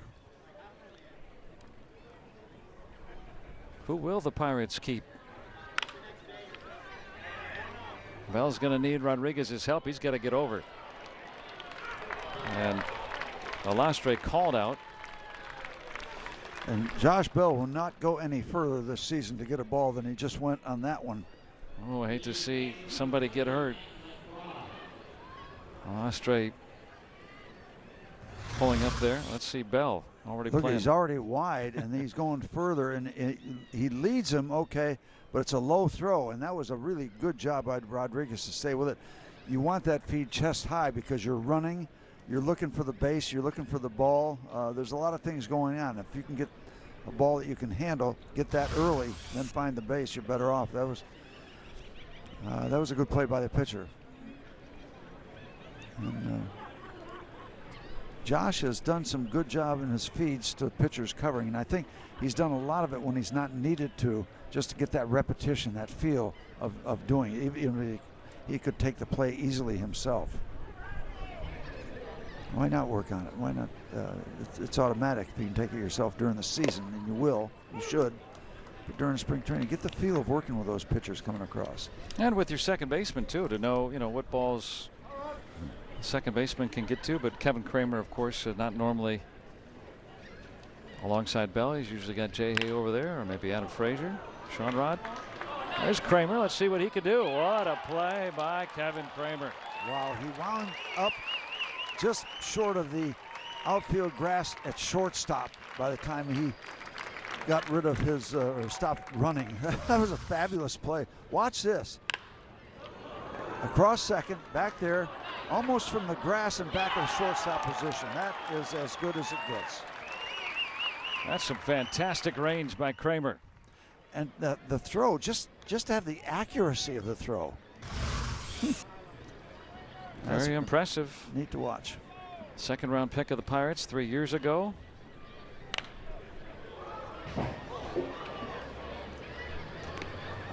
We'll be seeing more of Kevin Kramer. The bat is starting to come around, and wow, the glove, sensational.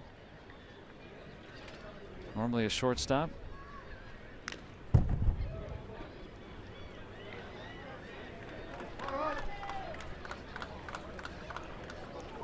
Giandito Trump, 18 home runs in the minors.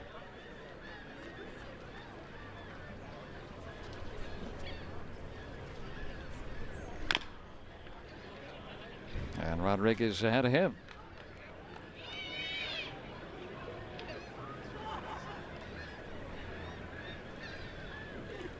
Rodriguez last year at AAA Norfolk, 2.42 ERA. Just turned 28. Close. impressive play in the Pirate infield here in the top of the 9th inning. Bell and Rodriguez hooking up, and then Kramer, brilliant play.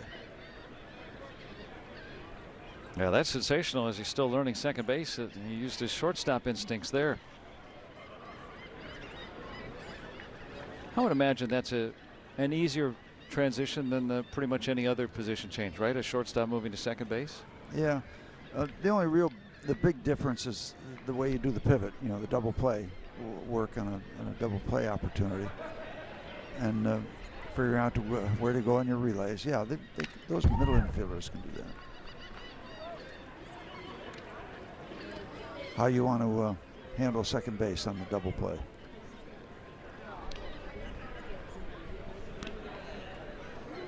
He's been impressive after kind of changing the way he swung the bat. Last year slugged .500 for Altoona, but broke his hand in June. Returned for the playoffs.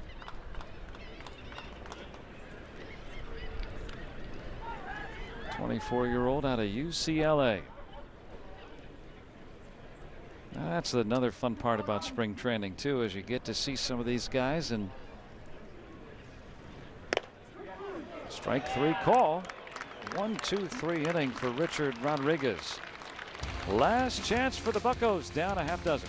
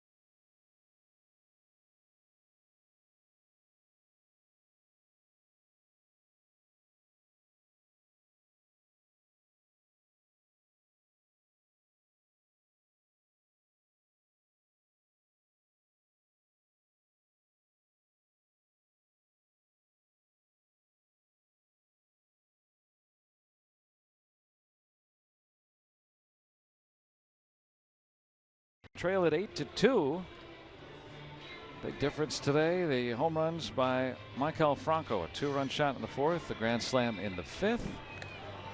I would even impress another Phillies third baseman, Mike Schmidt. Michael Jack Schmidt. Joey Donato. Gonna throw the tomato. Yeah. Corey Dickerson's had an interesting day. First 2 at bats, base hits, next 2 strikeouts. Pirates have left in all the starters to this point, with the exception of the pitcher, of course.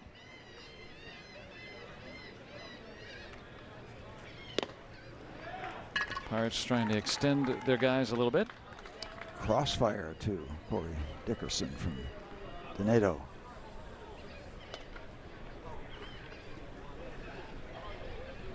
It's tough enough with the left-handers, but then when they drop down and come from the side, looks like they're coming down that first baseline. Hard to lay off the breaking ball. They want it, see where they want it, down and away. Got it away. It's just a lot about discipline for left-hand batters against left-hand pitchers to lay off that breaking ball. Every left-hand pitcher has that big sweeping roundhouse breaking ball that they get a lot of success with. Third straight at bat for Dickerson against a third different lefty. Well, that's helpful in the spring. You don't see a lot of lefties usually. He'll probably walk down the right field line after this one and say, okay, Uncle, that's enough left-handers for a while. Get it in this practice game.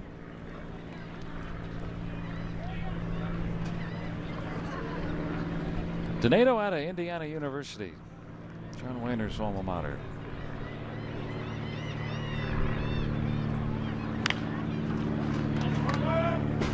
There's the old sweeper. Sweeping curveball.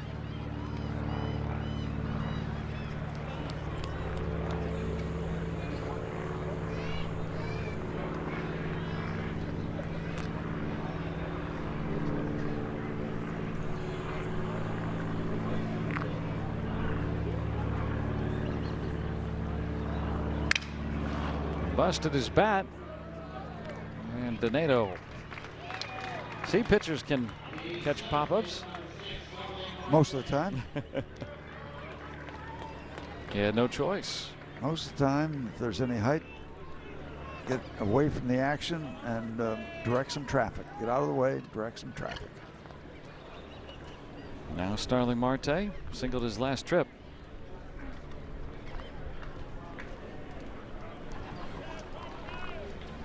Phillies with 15 hits. Pirates with 11 today. The Phillies got some timely home runs by Michael Franco, extending the margin. Stephen Brault went 3 2/3, gave up 4 runs. Contos, Segrist, Milbrath, and Rodriguez in relief, all with scoreless innings.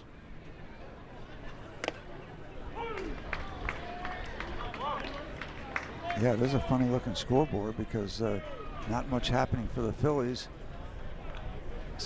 except a couple swings of the bat. Home runs you mentioned. Blanco looking for his first hit of the day on deck. And Donato strikes out Marte.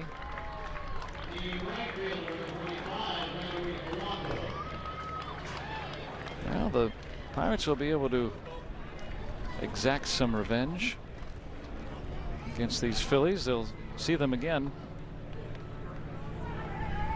Final 2 games of the spring, one here, one there. When everybody starts clearing out. Unwrapped foul. Almost hit one of the seagulls that let us know that it's the 9th inning. How do they know? They just seem to know. Yep. Many times you'll see them, if the conditions are right, they'll be sitting out in the outfield amongst the outfielders in play. Looking for a kernel of popcorn, or you're not going to find much popcorn out there. But that's what they're looking for.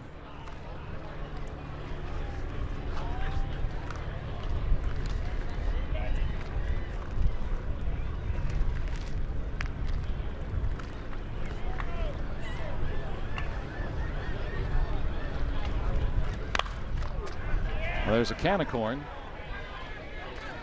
out to Gomez, and that's the ball game. Phillies get this one today, 8-2, and at least for the Pirates, they got some good outings from some of the relief pitchers today. Yep, they did. They did a little too late. Not much offense in terms of runs for the Pirates, and there you see it. Phillies get it. Pirates back in action tomorrow. Join us at 1 o'clock. The Pirates and the Rays tomorrow. And thanks to Robbie Ince-Mikowski downstairs. And for Steve Blass, Joe Block saying so long from Bradenton.